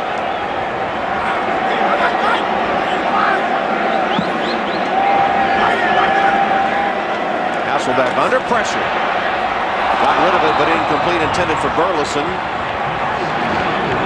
And with 54 seconds, it'll be a Seahawk punt. Well, you know, Matt did play alongside Brett Favre, but every once in a while you'll see a little that sidearm deal, huh? Favrean type of throw where he tries to, and then usually that's about the time if you watch Mike Holmgren and he starts rolling his eyes. He said, I yelled at Brett for doing it. I'm going to yell at you for doing it. Because if he stepped up and make that throw, that's probably a first down, keep this one alive. Hasselbeck began by hitting 9 of his first 12 passes and missed now his last 5 in a row. Randall L. fair catch at the Washington 9-yard line. So Hasselbeck getting that little drink of water, and meanwhile, we heard 2 versions of it, by the way, and some of the people on the sideline Seattle were telling me that, yeah, well, it's not always a cooling off period. Mostly it's Mike Holmgren saying, get him away from him, get him away from him. You know, it was kind of entertaining was talking about when he was in Green Bay and Brett Favre was there, and Andy Reid would stand between Mike Holmgren and Brett Favre, and so Mike Holmgren would yell at Andy Reid, but it was intended for Brett, and I was standing right next to it, but at least Andy was a pretty good-sized buffer between the two. For the 3rd time today, the Redskins start inside their 10. They are at the closing seconds of the first half as Mike Sullers with another carry makes it out just across the 10-yard line where he's tackled by Howard Green. And I think everybody is going to be content to take this one in at the half. Obviously, Washington not wanting to make the big mistake. They are still in the ball game, but offensively, they just have to come up with some answers. And I think the answer has to be running the football. If they can't win the game running the football against Seattle, they're probably not going to win it because they can't block it.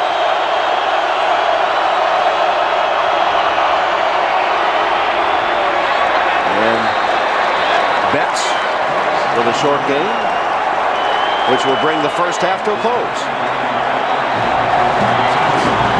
So that's the end of the first half. 10-0 Seattle. Coming up next, the Toyota halftime show. Bob Tiki and Jason Taylor break down this first half and look ahead to the Jaguars and Steelers in game 2. With 6 seconds left, that's their second team timeout. So 6 seconds are going to be put back on the clock. What's Mike saying, 7? He's finger lobbying. You know, and I'm sure what they're thinking is if we can just force them to punt. The other thing that could happen here, if they do force them to punt, and I'm not sure exactly what happens if the clock runs out, but if they punt it and you fair catch it, you get a free kick. Remember that old rule? I do.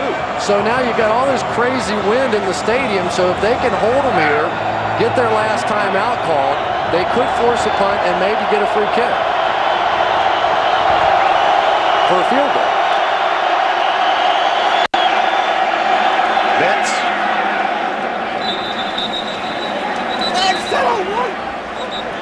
And did they get the timeout? Yes, they did, with a second left.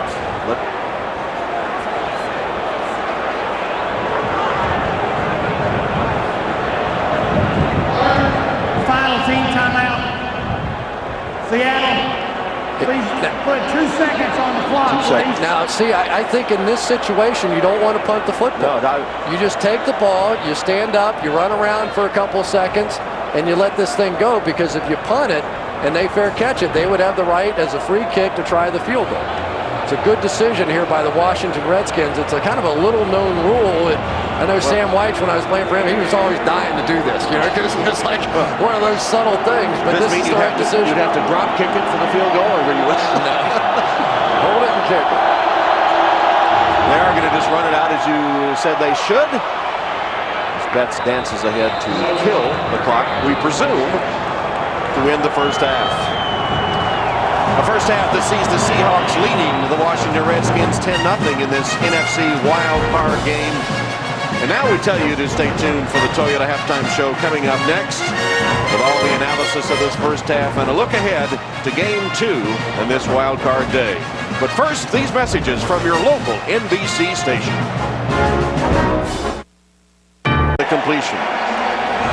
Well, we start this half the same way we started the second half. This looked like the exact same play, wasn't it? Yeah. They come right back to it. They love Bobby Ingram working in the slot. Matt Hasselbeck made no bones about it. He said, out of all these guys, there's one guy that I am most comfortable with, and it is Bobby Ingram working in the slot. They came out in man coverage. He goes right to him.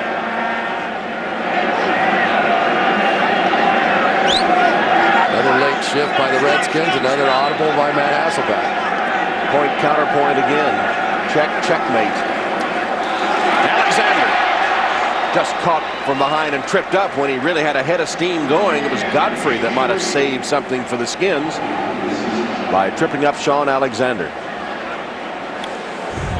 Well, for Sean Alexander, maybe this is sort of turning 30, that whole age thing a little bit. You know, a couple years ago, he was the MVP of the league, the leading rusher in the league, and now the burst isn't just quite what it used to be. And when they watch Maurice Morris, they think that he has just a little bit more of it, especially on those edge plays. 2nd and 7. Nice read. Alexander out of the backfield, and a nice read by Reed Doty, who made the tackle. And Reed's young son, just less than 2 years old, in need of a kidney transplant. So not only has Reed stepped in to replace Sean Taylor, but his young son in need of a kidney transplant, and they identified his wife as a possible donor. And he's just got to get up to a certain weight to be able to have the operation. Those kidney donors are incredible people. I know firsthand within my own family. From the shotgun, Hasselbeck on 3rd and 7, threw it right to the defender who couldn't hold on. That was Torrance, Lee Torrance. The ball hit him in the chest, intended for Ingram, but that was a mistake by Hasselbeck that he gets away with. Boy, I tell you what, that was a huge mistake right there. And for Lee Torrance, if he could make the play, that would have been a big one. But let's give credit to Bobby Ingram, the old wily veteran, got his hand in there and knocked it away. I mean, that was blanket coverage, and I'm not sure what the heck Matt Hasselbeck was thinking on that one. He caught a break. He might want to avoid Mike Holmgren on the sideline again this time. They're straight for the Kool-Aid. Brackemeyer punting to Randall L. High towering punt here. Randall L. fair catch. Successfully made at the 16-yard line. So the Redskins will take over, but they haven't been in Seahawk territory but once today. They'll have the ball when we come back. The game so far for Patrick Kearney, he made the decision to come to Seattle because he thought the NFC a little easier path to the Super Bowl than the AFC. Denver, the other team he considered. From the 17, Collins hands to Portis. Some blockers in front, doesn't matter. Good penetration by the Seattle defense. A gain of 2. Julian Peterson gets credit for another tackle. Well, he looks like Matt wasn't able to avoid. But Mike's, you know, he's an old school teacher, and he talks lovingly about his days when he was a high school coach, and it meant so much to him. And he understands he has a little temper issue, and so he's tried to not be quite as volatile, a little more understanding. He doesn't always succeed, but he's getting a little better at it. As charming as they come every day but game day. Collins in stride to Randall L. Antoine Randall L. has been the most productive of the Washington offensive players today. Takes it to the 30 for a gain of 11 and a first down. And really, Todd Collins now starting to do a little better job when they're coming with the blitz, that time to Tupu coming. seeing those hot reads. One of the things that you get in this offense since Todd Collins has come in is they're wanting to send more receivers out. It used to be with Jason Campbell. They would want to protect more, but they have enough confidence in Todd Collins to read it and get it out that it's making a difference with this offense. Not today. 11 of 21 for Collins as Portis is twisted down after another short gain. Give him a yard, Leroy Hill.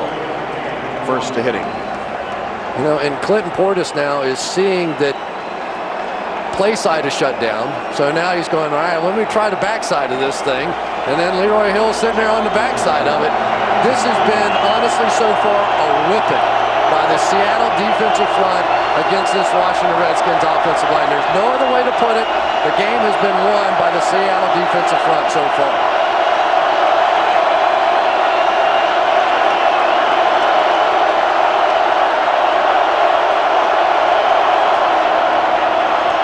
Play action fake. Collins rolling to his right.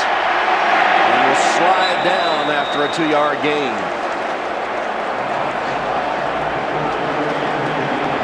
Hey, you come out on the bootleg, and the receiver obviously is the tight end, Chris Cooley, coming across the backside. And Deion Grant kind of cut him off, and then Lofa Tatupu was in front of him, once again anticipating the play. And so there's nowhere to go. There just was nothing there. So 3rd down and 7 now from the Skin 33-yard line.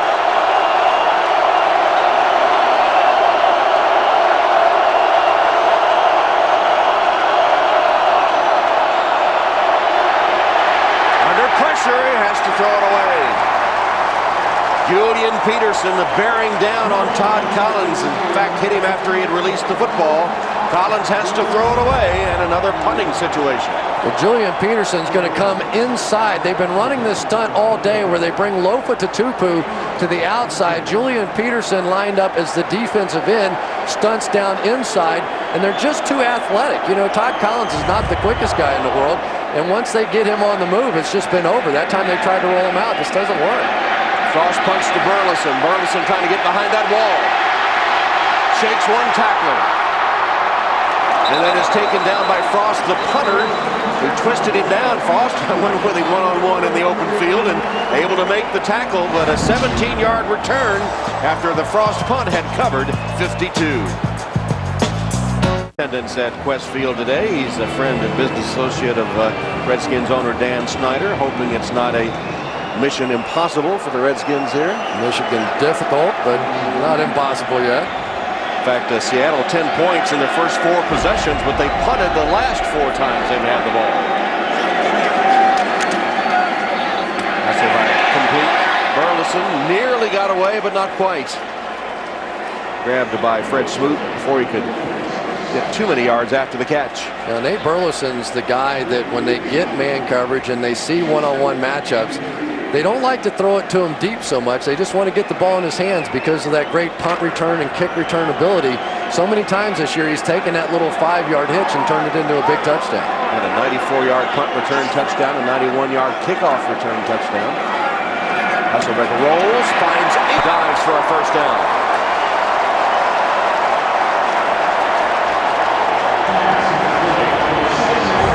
They're starting to shorten up a little bit and just play a little ball control. This is probably the purest form of the West Coast offense, where you don't really try to take the ball and work it down the field so much. You just get it in those playmakers' hands and let them make a run. The Redskins were saying that you're playing the West Coast offense, you just have to make sure you're making those tackles. Sean Alexander hit hard at the line of scrimmage. Alexander finding the going pretty tough today. Cornelius Griffin hit him that time. You know, Sean was telling us that he definitely misses Max Strong in the running game. And not that Leonard Weaver is not a good blocker, but they were so used to playing with each other. He said, I never watched what Max Strong did. I could tell by the sound of how he hit somebody how he was going to block him, and so I could watch the defenders around him. Weaver unable to get a block that last time, and Alexander stopped for no gain. Hasselbeck lofts it up, and it's caught in stride by Hackett. He beat Sean Springs, and he has a first down.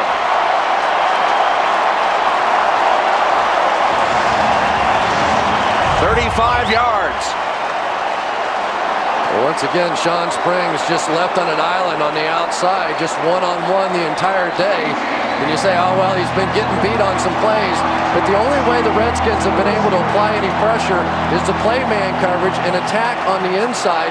And so these corners who have been playing so well are just completely under pressure now in this game. Sean Springs, Fred Smoot doing their best, but it's a difficult thing they're being asked to do out here. Shotgun empty backfield, 4 wides. Hasselbeck looks downfield, finds his outlet receiver Alexander at the 20-yard line where he's hit by Sean Springs.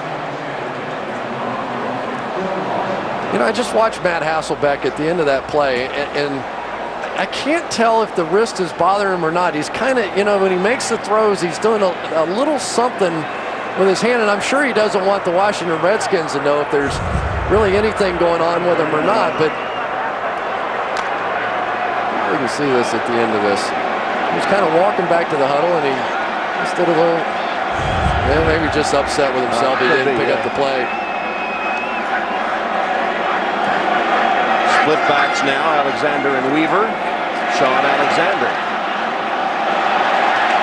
didn't seem to have any chance and did manage to break free to the 15-yard line with Andre Carter stopping him there. Looked like it was going to be no gain, and he got a few yards out of it. You know, this offense, in particular, this offensive line just has not been the same since Steve Hutchinson left. You know, that whole thing, and Mike Holmgren was so upset with the front office, and they made him a transition player instead of a franchise player, and then Minnesota picked him up. And, of course, Minnesota, the way they're running the ball this season with Adrian Peterson and Chester Taylor, just phenomenal.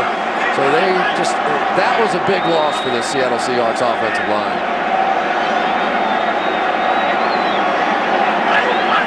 From the shotgun on 3rd and 7, blitz comes. Hasselbeck chased from the pocket, looking for the first down mark, and upended hard by Smoot at the 15-yard line, short of first down yardage, and Hasselbeck a little gimpy as he gets up. And Matt Hasselbeck takes a huge shot on this one by Fred Smoot, and if I had to name one guy who has played the most inspired football since Sean Taylor's funeral, I would have to say it's Fred Smoot. I always thought he's a pretty good player, but Fred Smoot has been just simply sensational since that took place. He was very emotional about the whole thing and just has played the best football of his life over the past 4 weeks. Josh Brown, 33-yard field goal attempt is good.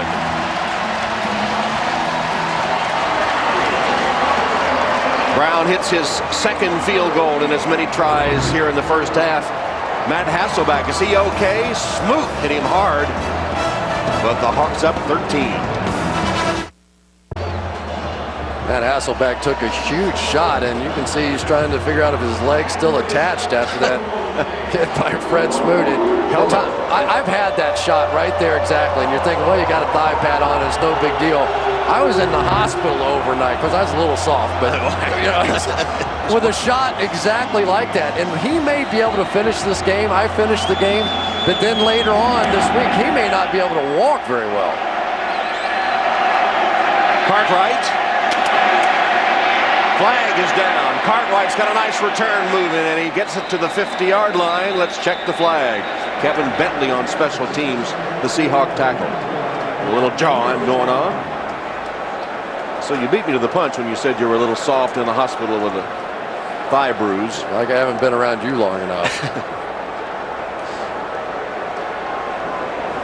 For the Redskins. Personal foul. Low block. 50. Return team. 15-yard penalty. First down. So the Redskins just can't get anything going. Penalty nullifies a good return. Look at the low block by Curry Campbell of Washington on Kudavides of the Seahawks. There's the flag that comes flying, nullifying the return out to midfield. Understand the rule is on special teams you cannot block low on either side of the ball. And off to Clinton Portis. NBC's NFL Wildcard Playoff brought to you by Lincoln. Reach higher. By GE. Imagination at work. And by Vytorin.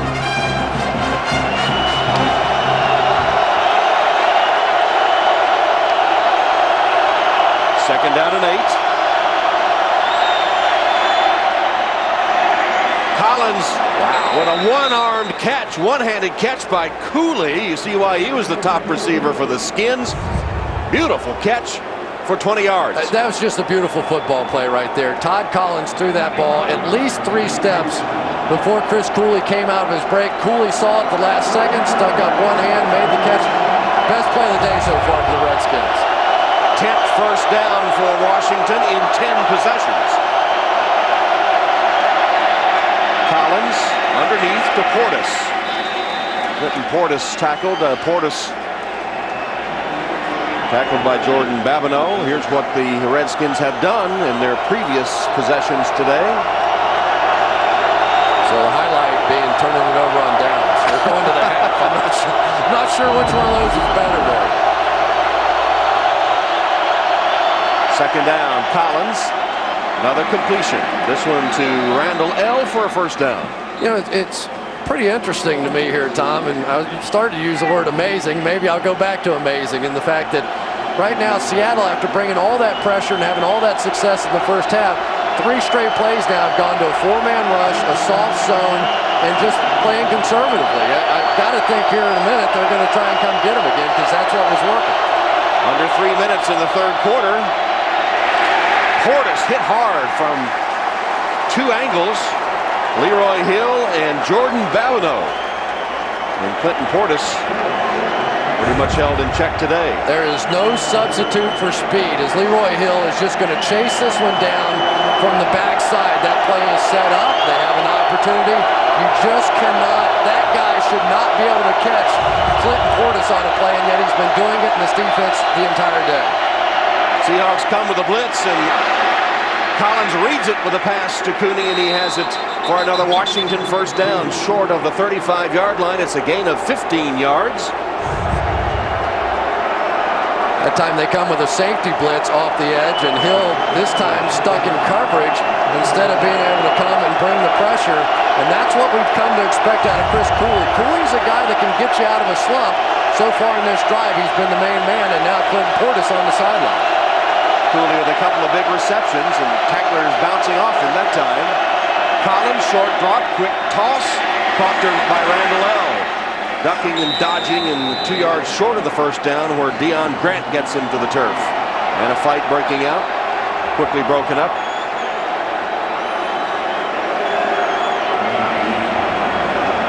Well, they're going to show blitz on this one and try and take advantage of Todd Collins and run Leroy Hill out underneath this route and hope they can pick off the hot read. You can see him sprint right to it, but Todd Collins read it a little faster, got it out for a big play. Todd Collins 5 for 5 on this drive for the Redskins. That's his first miscue. Intended for Caldwell, and the receiver fell down, defended by Kelly Jenkins of Seattle. Now Rashae Caldwell, who was the Pats' leading receiver last year, just slipped and fell, and that's one of those that could have been easily intercepted and returned for a touchdown. The Redskins lucky there. But now they have to convert a 3rd and 1. Portis. And they're going to mark it. If the yellow line is correct, it'll be 4th down. Joe Gibbs went for it on 4th down in the first half, 4th and 1, and failed to convert.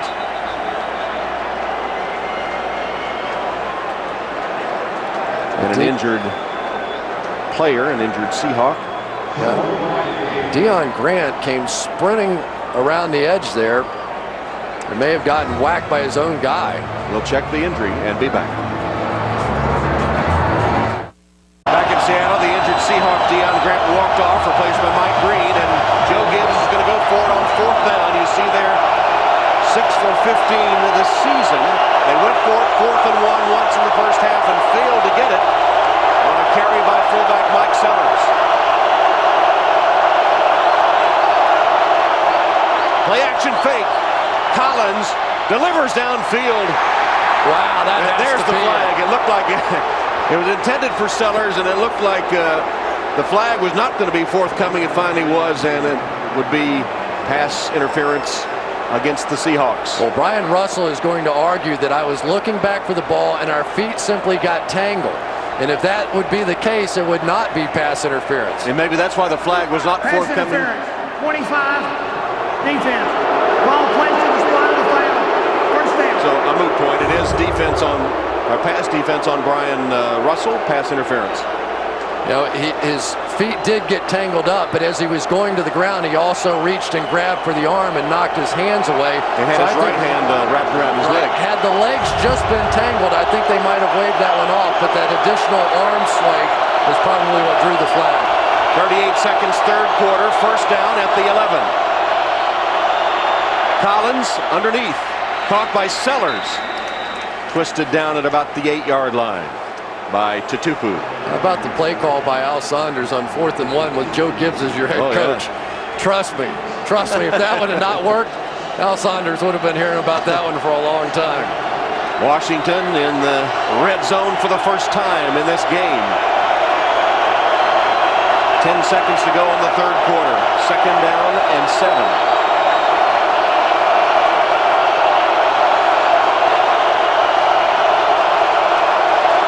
Just beat the end of the quarter. Collins scrambles, looks in the end zone and nearly picked off. Deion Grant, who's back on the field after being shaken up a couple of plays ago, went upstairs and almost got it. Yeah, you just forget how athletic these guys are sometimes. Todd Collins thought he could drop it in over the top, and Deion Grant just went vertical on him. It wasn't a bad throw, wasn't a bad idea. Throw it high in the back of the end zone. And he just got up and a little higher than the Redskins did. The end of the third quarter. Start the fourth quarter in Seattle with the Seahawks leading the Redskins 13-0. Todd Collins in the fourth quarter, as good as you can be. And a big play coming up here with third down and 6 from the Seahawks 7-yard line.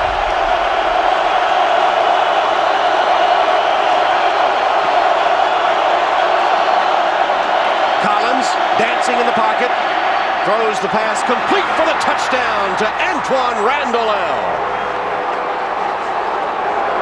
Collins buying time, and then finding Randle El, who's had a big game today.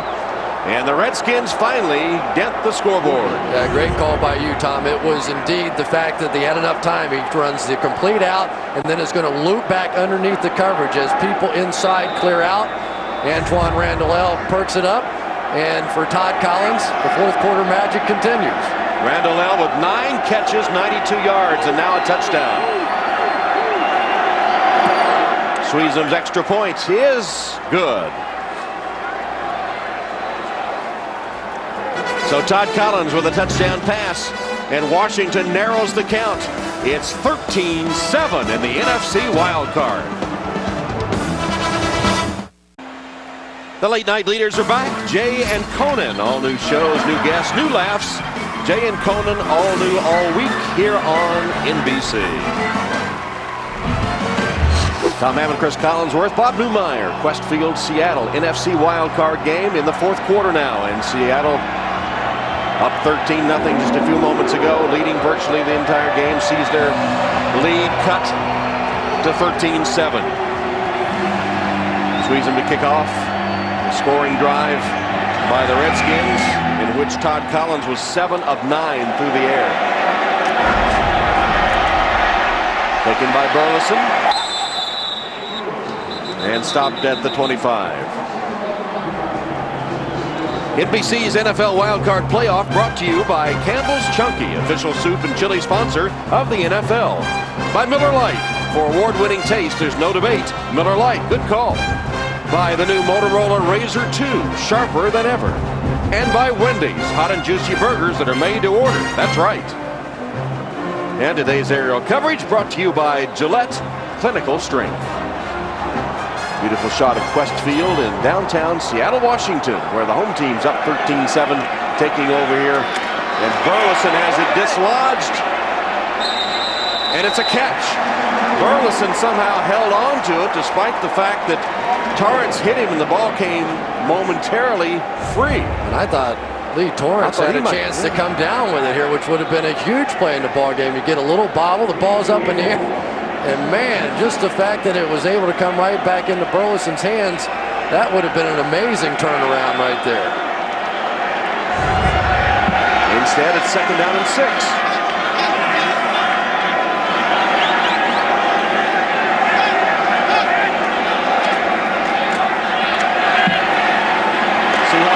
pick up the blitz, and then it's intercepted, though, by Landry. The rookie Landry down the sideline. But it's going to rule... I think they're going to say he's down back here because he was hit with the contact. But there we see what I think is probably the biggest difference when you're talking about the Washington Redskins defense. They play their safeties so deep this year because they got beat on so many big plays. So they don't do what defensive backs typically do, which is backpedal out of that situation. They stand there, they react up, and once again, the Washington Redskins defense comes up with a play, and I guarantee you there are so many guys on the sideline right now talking about Sean Taylor and what Sean Taylor is watching this game, and they're talking to him because they truly believe that he's with them on the football field. Whether you believe it or not doesn't matter. This team thinks that number 21 is with them, and the magic is starting to happen once again for the Washington Redskins. First turnover of the game. And clearly he was down by contact from Ingram. So it's back to the 42-yard line. Clinton Portis finds a seam and has a nice 9-yard run on first down. And Portis says he even talks to Sean Taylor, his former Miami teammate. Taylor still listed on the official depth chart. This is given out to the media. It's also in the official game program where the Redskins still list the late Sean Taylor as their starting safety. And back at Redskins Park, his locker still has the equipment in it, now sealed by plexiglass. He's very much with this team. On a slant, Moss has the Redskin first down to the 30-yard line. You know, it has been just an amazing story for this football team. And the fact they were down 13-0, and most teams you'd say, well, it's probably over. But this team was 5-7, effectively out of it. Joe Gibbs had the horrible decision, calling the 2 timeouts against Buffalo. You would have thought this team maybe collapsed. They go down to the funeral. They come back, a galvanized football team. They have come back so many times this year that you've got to believe they probably have another one in them. Play action fake. Collins looking for the end zone. Tossing. Caught. Moss for the touchdown.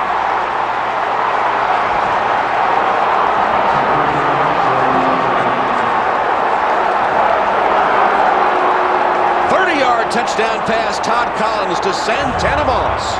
Santana Moss going to come down here and then go all the way across the formation here. They go play action on an early down where it looks like maybe this is going to be a rundown.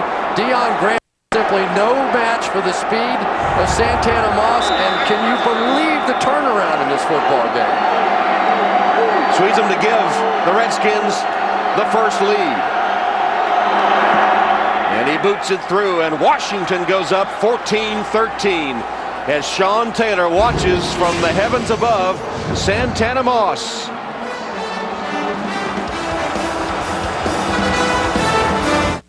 Coach! Leron Landry, number 30 there with the interception. And Santana Moss, number 89 over on the bench, hidden by some of the players with the touchdown catch. And after scoring no points in the first 45 minutes, Washington has scored 14 in the last 2 minutes and 15 seconds. Short kick. It takes a bounce. That's a live ball. Caught on the fly. And another Redskin touchdown. You're not allowed to advance that one, but it is going to be the Redskins football. Anthony Mix recovers it and just cruised into the end zone, but he can't advance it. Can't advance it. It'll be down. The ball is dead. When recovered, first down. Tom, we're sitting up here and we have a great vantage point for this one. This ball stopped. The wind is blowing directly in the face of the kicking team on that one. The ball went up and almost like a frisbee came straight down. And you see Burleson's going to try to catch up to it, and then it bounces over his head. Well, this is just like an onside kick at this point. Recovery by the Washington Redskins. Their ball. Burleson understands what's going on. He's saying, look at this thing. I can't get there. All the wall is already in their blocking mode. He simply couldn't get there. And the Redskins, this is incredible. So they'll mark it at the 14. That's where Mix recovered at the 14-yard line. Play action fake. Todd Collins. Diving reception by Cooley. No, did not get it. It hit the ground. Short hopped it. Cooley not arguing, so I'm assuming this was a good call, but what a throw that time by Todd Collins. The officials got that one right, of course. But Todd Collins, you think back to the throw that he made to Cooley, that corner route that kind of jump-started that drive, but he has simply taken over this football game. This 36-year-old guy who thought his chances were all over, and here he is in the playoffs in the fourth quarter again getting it done. Who ended the third quarter by nearly being intercepted in the end zone. Portis using a block by Sellers, but not much there. And I think we also have to make the point here that Todd Collins now is getting time that he wasn't getting in the first half. That for whatever reason, Joe Gibbs, Joe Bugle, those guys have made some adjustment here in the second half. I think the fact they're getting the ball out a little bit quicker, offensive linemen doing a nice job, but they're also getting more receivers out in the pattern and allowing Todd Collins to control the pass rush by simply saying, you can't blitz us because we're going to send all our receivers out. Third down and 8. That 12th man tried to rally the Seahawk defense. All that pressure they had in the first half has not been in evidence here in the second half. Well, whatever Mike Sellers said to Todd Collins, he didn't like it, and he jumped right in his face. Timeout with 11:44 left. Mike Sellers lined up in the wrong spot, forcing the Redskins to have to burn a timeout. Even Clinton Portis was trying to work with him and tell him, you got to go to the other side, you got to go to the other side. And then Collins says something, Sellers says something, and Collins said, I know better than you do, believe me. I'll tell you exactly where you're supposed to go, and I'm not sure we should talk about where he said he should go. And no question who's in charge of this team at the moment. Here's Collins retreating, passing, ball deflected. I think his arm was hit as he was delivering the football by Patrick Kearney. And Kearney, who was in the backfield constantly in that first half, finally makes a play here. And Kearney's going to come down inside of the double team. You can see they've got two different guys on him, and he still manages to knife his way through there. And it makes you think a little bit about the play in the first half. Now that this is getting a little closer, play that looked like it was a fumble, it was called incomplete, now becoming a much bigger call in this ball game. Sean Sweezum, a 30-yard field goal attempt.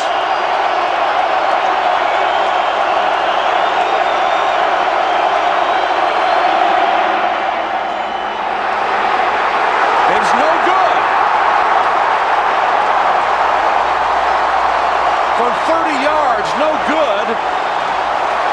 And so what appeared to be a huge break as the kickoff bounded free and Washington recovered, and they get no points. That is called playoff pressure right there. You know, in basketball, when you get the concrete in your elbow a little bit, you got a concrete knee on that one. And Joe Gibbs said, I'm going to give him a concrete on the forehead. You have to be kidding me. 30-yard field goal in a game of this significance, you're going to shank that one? Yeah. Wow. Now you have to wonder about his confidence if he has to make one at the end of the game. You know, hate to have to ask him again to try to win a game, although that one appeared makeable. 30 yards away, no excuse. Hasselbeck comes right back on first down and spots Ingram, who spins his way to a first, a gain of 19 yards. Remember when Matt Hasselbeck was telling us that I can throw a 22-yard crossing route to Bobby Ingram with my eyes closed? Yep. They may have just done it. That was the play. They come back in man coverage once again. They're trying to bring a little pressure. They're playing man on the outside. And Bobby Ingram winning some of those battles now for the Seahawks.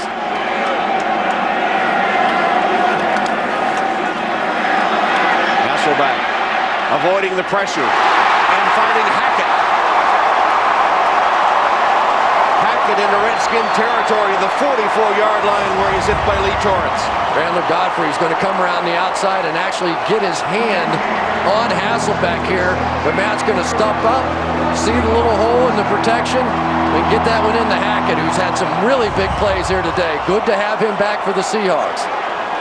And the crowd back in it, 16-yard gain, first down, Seahawks in Washington territory.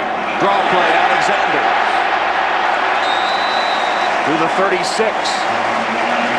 Tom, obviously, the significance of missing that field goal is now they can play for a field goal instead of having to play for a touchdown. They go draw play. Coming out of the middle is Reed Dowdy, is the guy that took the place of Sean Taylor, who's done a nice job. But you have to realize that universally, people understand that Sean Taylor was the best player on this football team. So Reed Dowdy has no chance if you're going to make those comparisons.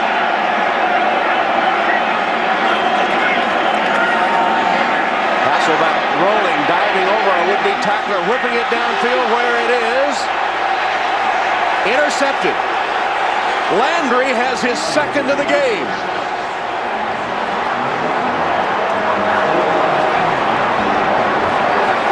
Intended for Ben Obomanu, and Landry coming over from that safety spot with the interception. And Lee Torrance is going to take out Obomanu on that play. I don't think he could have gotten back into contention, but if Landry doesn't make that interception, I think they're going to call pass interference on that play. There's almost no question in my mind that had he had a chance to come back and fight for the ball, but I think what the officials are going to say on that play is that the interception occurred before the pass interference and didn't have an impact. And you just saw Mike Holmgren go, "Matt, are you kidding me?" But we have seen throughout the course of the game since LaRon Landry has taken over for Sean Taylor, his range from sideline to sideline has just made such an incredible difference for this Redskins defense. Hasselbeck with 2 interceptions in his last 4 pass attempts. First down Redskins with a hand to Clinton Portis, and the play stopped. False start against the Redskins. Well, we've talked about it in the past, but over the last 3 years, more false starts in this stadium. False start, 60, offense. Half the distance to the goal. Than any other stadium, and especially when you get backed up down here, and it's no joke now. Mike Sellers made some comment in the papers this week about they must be pumping in the crowd noise, and all the Seahawks guys started laughing. Said, no, that's the 12th man. That just fired him up more. It did.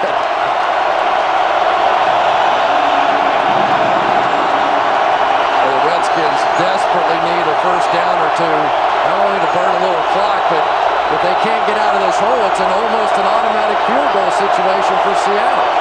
So from the 5-yard line now, first down and 14. Up back Sellers. 2 yards to the 7.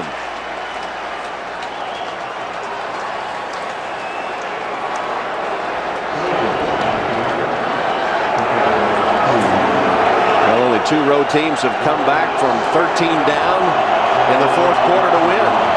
72 and 80 both times the Cowboys. Landry with 2 interceptions, trying to change that stat. The Redskins trailed 13-0. I think the Redskins have to stay aggressive here. They've got a hot quarterback. You can't be afraid. This is the playoffs. You got to play to win it. Toss it back to Portis. Knocked backwards short of the 10-yard line. Because, Tom, remember how hard the wind is blowing in the directions of the Washington Redskins here. So even if you try to get a punt off here, you'll be lucky to get it to the 45-yard line. And who knows what happens on the return, if anything. So I think you got the ball offensively. You're playing well. You have to continue. Worst case scenario, you throw an interception in this situation, you're not going to be in that much different a situation than you would be if you punted the football here. Patrick Kearney, though, you better find an answer for him coming off the edge right here. So from the shotgun, Redskins look like they will be aggressive. Todd Collins has passed high and incomplete. Nice defense by Trufant on Santana Moss. Or if you ever had a double move in the game plan, and obviously that's something that takes a little bit of time, but Marcus Trufant, I think the difference in his confidence this year. A year ago, I'm not so sure he would have been quite that bold on that play. But this season, you've seen him just be a little more cocky out there playing on the edge. Came up big that time. Frost punt, a line drive low. Burleson says stay away from it. Takes a Seahawk bounce. And will be down at about the 42-yard line by Rock Cartwright. Punting against that wind, only 32 yards. Well, football playoffs today and the next round of presidential playoffs this week. Matt Lauer live at the Showdown in New Hampshire. Only on today on NBC. Things are getting pretty interesting in the presidential elections now, too. The Iowa caucuses. Very interesting. Well, here's an opportunity for the Seahawks. Hasselbeck had them moving last time, but threw another interception. Gets a reprieve as they take over first down in Washington territory. That one dangerous also. Intended for Pollard and incomplete as he was twisted down by Dowdy. You know, the one thing that the Seattle Seahawks under Mike Holmgren haven't really come up with so far is a great pass-catching tight end. You know, they drafted some, it didn't work out, it didn't happen. Pollard's in here now, but that just hasn't been a position. And when you're talking about Bill Walsh and the West Coast offense, the receiving tight end has always been so significant, and they just haven't found that guy yet here. Handoff, Morris. Ridden down by London Fletcher. When you're talking about Joe Gibbs, you're talking about consistency and the fact that once he gets the lead, he holds the lead. And they have the lead right now, but they are in a precarious position as they're heading down. Seattle probably one first down away, and you just have not had a more significant play in the ball game than this one right here. They're not in field goal range now. They need a first down. Third and about 6. Hasselbeck under center. Short drop in his pass down the sideline. Snagged by Burleson. Big play by Burleson. He beat Sean Springs for the first down.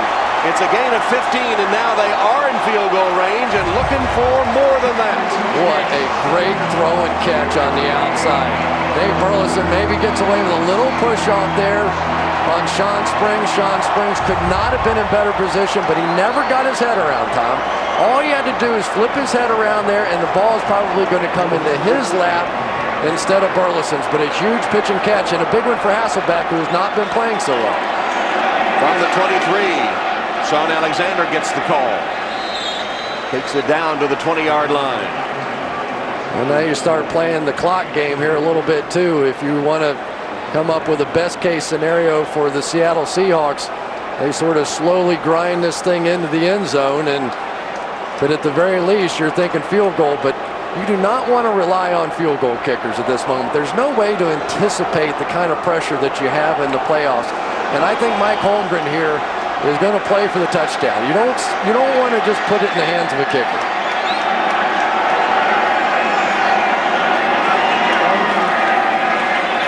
Hasselbeck pumps once, wide open for the touchdown.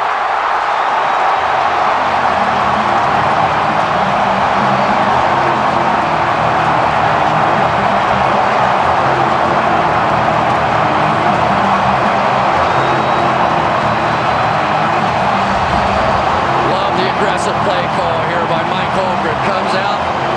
Hasselbeck's going to pump to the right. It was man coverage by Pearson Prelo, and he just blew it. There's no way that was anything but straight man-to-man coverage on the outside, and Hackett went right by him. And the Seahawks will go for 2. Hackett with his 6th reception. He has 101 yards receiving in that touchdown.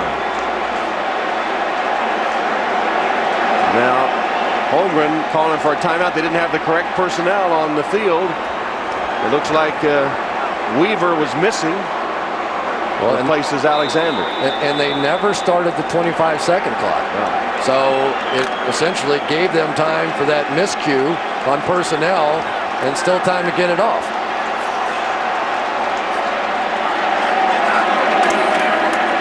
Hasselbeck has the 2-point conversion to Pollard.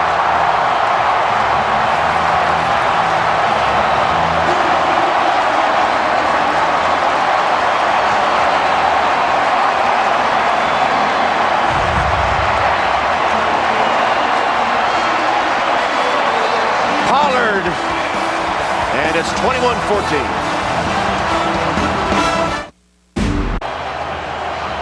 Welcome back to Seattle. Quest Field has seen the Seahawks under pressure respond with Matt Hasselbeck tossing the touchdown pass, 21-14 Seattle. Brown's kick with the wind to Cartwright.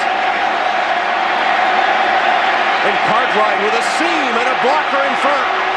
Cartwright down the side, just tripped up at the 40-yard line with a late flag coming down as well. Brian Russell able to get his legs tangled up along with Brown, the kicker. 60-yard return as we check the penalty.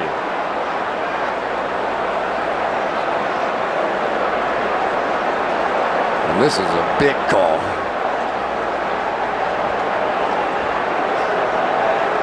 Illegal block in the back, 45, return team. 10-yard penalty, first down. But it's from the spot of the foul, so it just depends on where the block took place, and it looked like it was across the 50.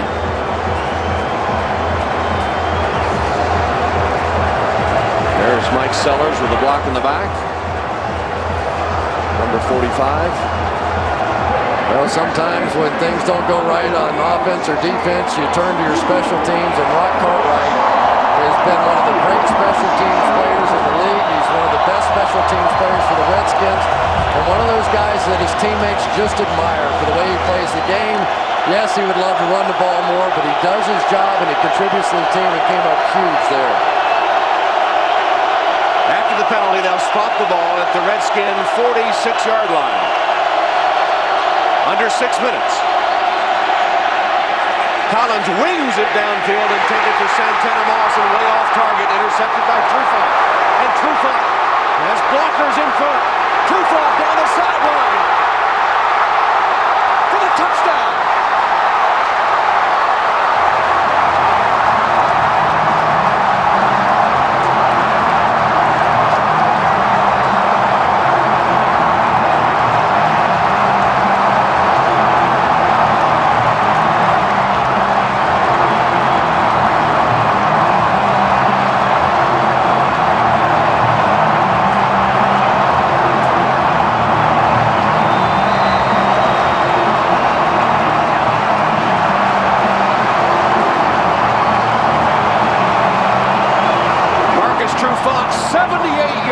With the interception for the touchdown. Santana Moss on the outside tried a little out and up move. He saw that Marcus Trufant didn't bite on it, and he just basically quit on the play. He said, I know Todd Collins is not going to throw this ball because Marcus Trufant didn't bite on it. Collins threw it anyway. Trufant basically made a fair catch back there and runs it all the way. I mean, at the very least here for Santana Moss, you have to go make this tackle. He never saw the football. He made an assumption about his quarterback that he wouldn't throw it because he didn't bite on the out and up. And Trufant, instead of just catching it, he caught it and scored. Meanwhile, Stephon Heyer, the rookie right tackle of the Redskins, was shaken up on the play as the congratulations continue. The first interception in, 10 years for Todd Collins results in a Seahawk first down, or touchdown. You know, I can tell you from a first-hand basis that sometimes you do make those assumptions about, okay, the quarterback's not going to throw it here. They didn't bite. It's not the right coverage. It's not this. But you can never stop because quarterbacks make mistakes too. Is that a ball that Todd Collins should have thrown? The answer is no. He should not have made that throw. But for Santana Moss, you can never make that assumption. You can never assume that the guy won't make a bad play. That time he did. He lost where the ball was, and it just turns this game completely upside down. Heyer able to jog off the field. And now Brown will attempt the extra point.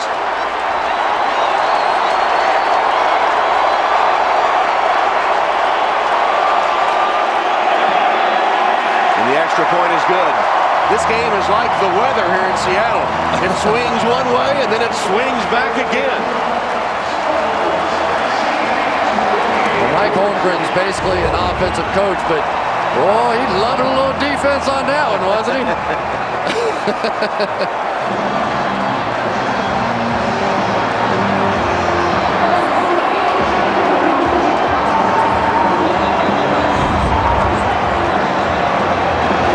Well, coming up up on NBC, another wild card game, the AFC matchup between the Jaguars and the Steelers. That's game 2 of our wild card Saturday. Coming up next right here on NBC. Big Ben and the Steelers against the Jaguars in Pittsburgh.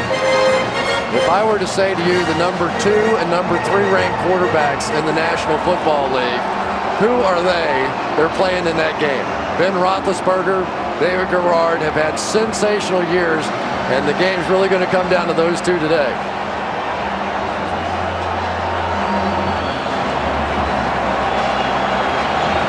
Well, I wonder what Kathy is thinking. You think she's gotten word, or she heard the screams? Mike Holmgren's wife, Kathy, who leaves before the opening kickoff of every game. She can't take it. Cartwright fielding this one.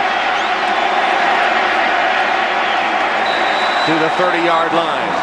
Well, Kathy Holmgren, Mike said that she hasn't seen a game in 15 years of his teams. All the way back to Green Bay. Here she was before the game, in the box, greeting their guests and cheering as the players started to come out for warm-ups. But as soon as the game began to start, she took off. Goodbye. She left the stadium. She can't stand to watch it. It all goes back to Green Bay when she would go to the games, actually sit out in the stands with the fans, but then on Monday she was feeling terrible, having migraine headaches and everything else. Finally, the doctor says, you know, you care too much. It's the game that's doing that to you. So for 15 years, she hasn't seen a game, but she might be able to hear this one wherever she is. Indeed. Collins, screen pass. Portis using his blockers, pushing them ahead and taking it across the 40-yard line. In fact, Kathy Holmgren often when she leaves the stadium game day will go hand out food to the homeless, and she's the community nurse down at the Pike Place Market. Very involved, and when Mike Holmgren discusses with her in Hawaii after each season whether he wants to continue, she says to him, if you're going to continue, you have to have your health and you have to have that fire. And he's still had them, obviously. That pass to Cooley right at the first down marker. Well, this game a long way from over right now. You still have 5 minutes to go in the ball game. You've got an offense that's on the move now. And for Todd Collins, he's going back to Mr. Reliable for him, Chris Cooley. They're in the hurry-up mode now. Plenty of time in this game. 4:38 and counting. Collins is sacked.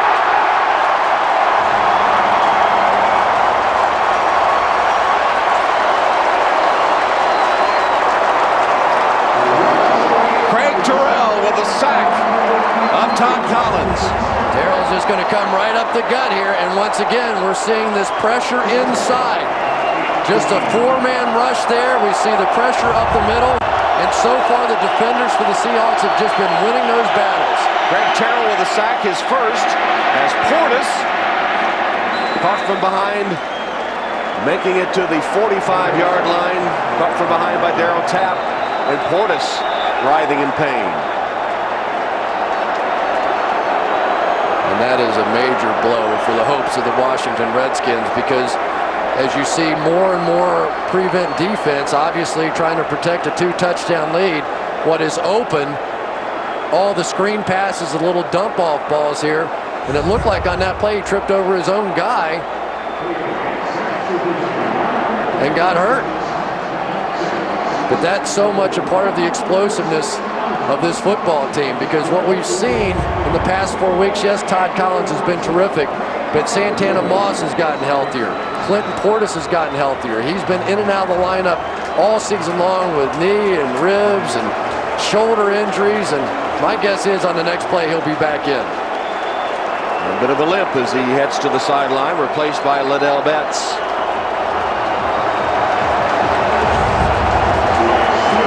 Left foot.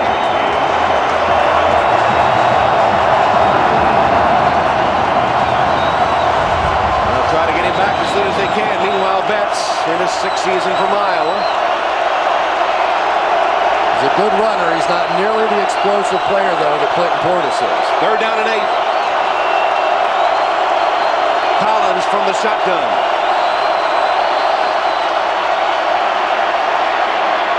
Pass caught downfield for a first down by Santana Moss. Incredible. That had to be a 35 to 40 inch vertical leap on that one. and still made the catch. As high as he can go in the fingertips on a play you absolutely have to have. Great catch. Great catch. Keeps the drive going.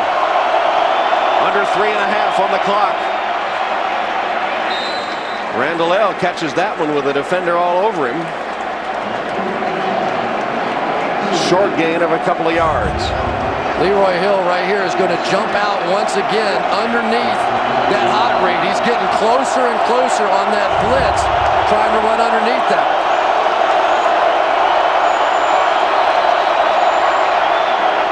Collins' pass incomplete off the hands of Randall, who was being hit as he caught it by Russell. Well, Brian Russell, one of those guys, if he were to go to the NFL Combine this season, may not get drafted. He doesn't have all the numbers and the vertical and the 40-yard dash and all the different things.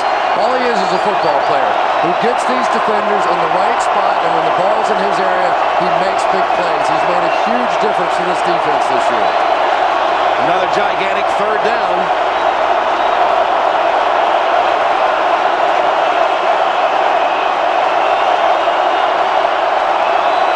Collins in the shotgun. Dangerous pass, batted away. That one hung up there a long time. Intended for Caldwell. Way late. Todd Collins was way late on this throw. If you're going to try and squeeze that one in that little hole, that ball has to come out a good 5 yards before that break happens, and it wasn't even close. If anything, that should have been a touchdown the other way for Kelly Jennings. Terrible timing, terrible throw. As it was, Jennings just batted it down, making it 4th down and 8.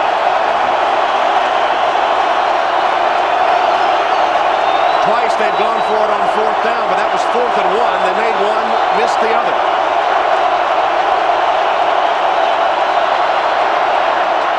Collins on an out, incomplete. Seahawks take over, intended for Moss. Well, Tom, I am my MVP of this game. I think Marcus Trufant has been sensational.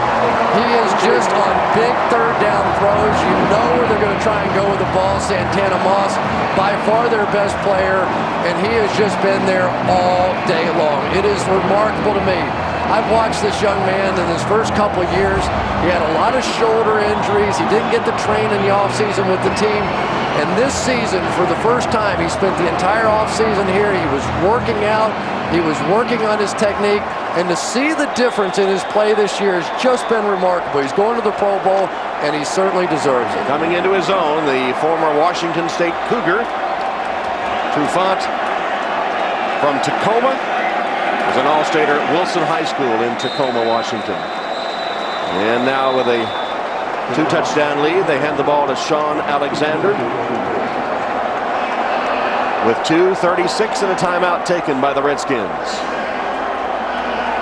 Well, it gets even more interesting if the Seattle Seahawks can hold this lead, because next week they get to go home one more time. They go back and play the Green Bay Packers.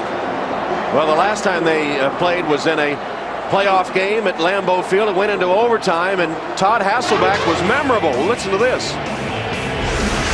Seattle has won the toss. We won the ball, we're going to score. Well, they got the ball, but they didn't score because it was picked off by Al Harris.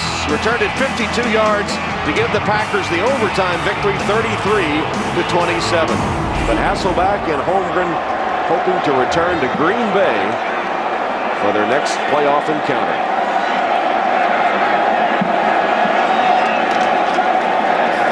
Alexander dancing around. Not much forward progress. And I was calling that game, and Matt Hasselbeck came out and he said, we talked to him about what he said. We're going to want the ball and we're going to score and all those kinds of things. And he said, hey, I know all those guys. It was like being in the backyard. We were out there playing and having fun. One of the things I truly love about NFL football is when it turns back into a kid's game. And, you know, Matt Hasselbeck is one of those guys. He's a gigantic kid. He really is. There's no other way to say it. He has a playfulness about him. He did a thing. He thought his teammates were a little bit tight this week, so he goes in to shave. And instead, he leaves the mustache on, goes in and puts a little eye black on it, parades around the locker room. They're all wearing them out, going, oh, please, we're trying to eat. Don't do this to him. goes home, his wife says, "Get that off here." Are you kidding me? But he keeps things loose on this football team, and he's a fun guy to be around, unless he's around Mike Holmgren. Yeah, right. And it's not quite as much fun as it typically is. Not as much fun for him either. No. But this has been a great performance by this defensive football team of the Seattle Seahawks, and maybe the magic in this magical run of the Washington Redskins finally closes out here.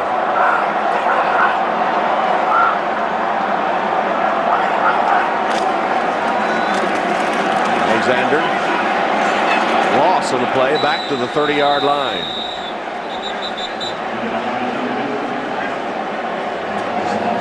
Redskins have 1 timeout left, no timeouts left. 0 timeouts left for the Redskins, can't stop the clock. Well, Patrick Kearney's sucking up a little oxygen, but he's been sucking up quarterbacks throughout the course of the game today. He has just been monstrous. So down to the 2-minute warning. The last clock stoppage for Santana Moss and the Redskins, trailing by 14.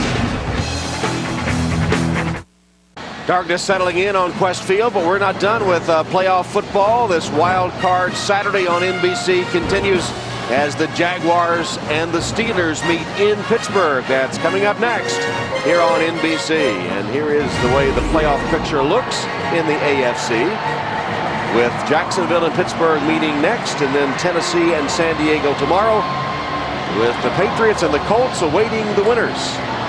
You know, it's really interesting to watch Jacksonville play. You're talking about a team flying under the radar screen. They went up to Pittsburgh, beat them there, which is so difficult to do. I played in Cincinnati. I know how hard that is. But they did it in Pittsburgh Steeler fashion, pounding the football, about 250 yards rushing in that game. Fred Taylor, a huge day against the Steelers defense that's really known for being able to stop the run. And you've got to think the Steelers are going to do a few things differently in this one than what happened in that game a few weeks ago.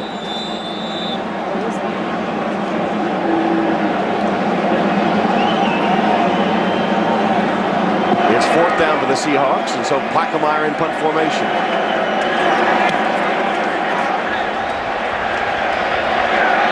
Randall, fair catch at the 25-yard line. I don't think he was knocked down there. His momentum kind of carried him down, and no penalty flag.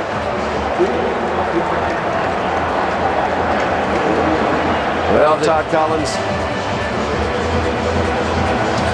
had that amazing run, and it looked like it was going to continue here in the 4th quarter today, as the Redskins scored 14 points in just over 2 minutes.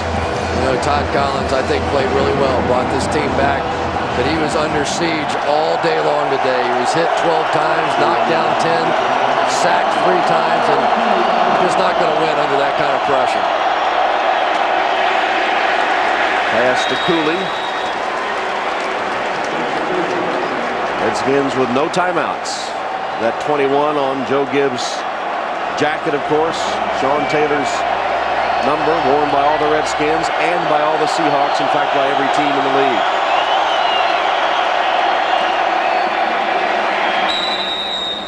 Ducking out of bounds, Caldwell.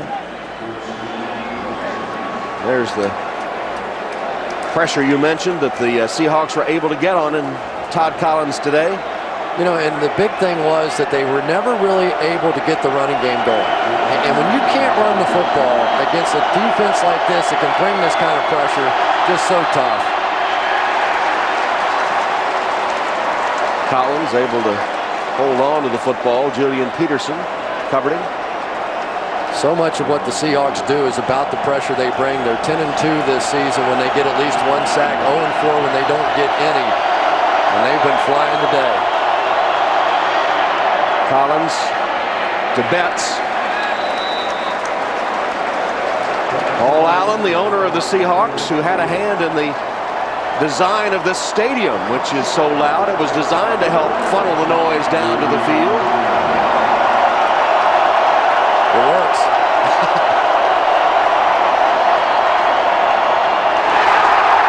Intercepted. Babineau.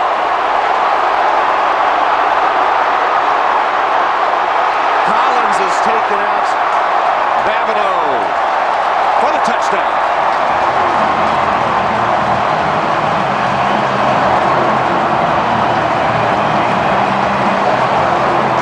57-yard return for the touchdown.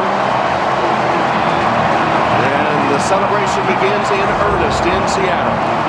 Well, you asked Joe Gibbs last night, do you think this team has anything left? Is there anything left in the tank after winning 4 straight and all that this team has been through emotionally? And what did he say? He didn't know. I don't know. You know, and I think that maybe it just was finally over. And unfortunately, the box score tomorrow for Todd Collins is not going to look very good with those 2 interceptions returned for touchdowns. But he has been sensational. He played his guts out today. Clinton Portis played his guts out. It's been a remarkable run by Joe Gibbs and this team, but it just finally wasn't enough. You know, it just wasn't enough. They have too many people injured. They have too many big losses. And Seattle really didn't have those big games. They had about a month off because they clinched this soft division out here so early that they were able to get ready for this one, and they exploded tonight. And all that and more will be discussed on the Diet Pepsi Bridge Show between games, coming up right after this one is over and before the Jaguars and Steelers. And, you know, asking and talking about the Redskins with that magic coming down, as you mentioned earlier, they had lost 4 in a row to Buffalo, and things were so unsettled. And then the funeral of Sean Taylor, and perhaps it drew them together. But then in this game, getting down by 13 points, and the fans getting into it and everything else, it took them so much to have to climb from behind to finally take that 14-13 lead that it sort of really, the bottom fell out of it then. They just were, the tank was empty. And Clinton Portis, who looked so glum on the sideline, he was telling us last night, he said, I talked to him. I talked to him during the game. I talked to him between plays. We talked just like he was still here with us. And I think that he was still here with so many of these guys, you know, and they'll never forget. Kind of always will be, despite the fact that this run is ending. Yeah, and for Taylor, it was so sad, you know, that and such wasted lives, you know, not just Sean Taylor, but the 4 young kids who thought that that he wasn't going to be home and they could go in and rob the house, and the panic that must have taken place. And it's just such a horrible tragedy on so many different fronts. A guy that was turning his life around, had a 2-year-old daughter, and meant so much to him. And everybody on this team said they could see the difference in his life and how tragic it all is. Joe Gibbs, with his deep faith, said he had seen a change in Sean in the last couple of years, and that his life was in turn starting to influence others in a positive way, if there's anything you could possibly take from that. Tapp makes the tackle there, and here come the Seahawks with their celebration. We said Seattle was sort of a forgotten team. Well, who do you like in the NFC? You might want to think about the Seahawks. I'm telling you, because the Dallas Cowboys, depending on the health of Terrell Owens, haven't looked like the Dallas Cowboys without him. Don't know if he's going to be there. But for this Seahawks team, they needed this signature victory. They had 1 win over a playoff team that was against Tampa Bay on opening day, and now they come back. They give up a big lead. It looks like it's going to fall apart. They bring it back together, and Mike Holmgren and the Seahawks get it done. 2 pass interceptions for touchdowns. Matt Hasselbeck, 20 of 32, 229 yards with a touchdown, but 2 interceptions. Hackett was 6 receptions, 101 yards, and a touchdown. And let's give Hasselbeck a little credit. He was on a pretty good skid there. The wheels were starting to fall apart, and yet when it mattered most, he was able to piece it back together, took his team down the field to retake the lead. Yeah, when the pressure was on, he came through. Let's go down to Bob Newmeyer. With victorious Seahawk coach Mike Holmgren on the up and down emotional scale. Where does that one rank for you? Holy smoke. It was back and forth in the second half, certainly. I was very proud of the team. You know, after we kind of kicked it away there, they bounced back and they played really good football down the stretch. So we get to play another game. Matt Hasselbeck did not have his best game. 2 interceptions. They get the ball 14-13. Looked like they might blow it open, and yet they missed the field goal, and Hasselbeck brings you back. What about his quarterback? Well, you know what? We've talked about all week how emotion plays a factor in these games. When they missed the field goal, okay, Matt went in there and he said, we'll get this done. And he went down there and threw a touchdown pass. And I don't think he did play his best game. But, you know, he is the leader of this football team, and we'll go as far as he'll take us. And the next round will be Green Bay. A lot of history, you and Brett Favre. Yeah. It's a huge matchup, and it means a lot to you. What are your thoughts on this Packer matchup? Well, you know what? I'm going to try to enjoy this one tonight. But we knew we were going to go back there if we won. It's a special place. It's a special place for everyone that loves football. And we have our work cut out for us, but I hope it's going to be a heck of a game. Enjoy. Thank you. Let's go back to Tom. All right, Bob, and Kathy Holmgren probably getting back to the stadium by now. She can join the celebration after being unable to watch the game in person. The Seahawks win it 35-14. Coming up next.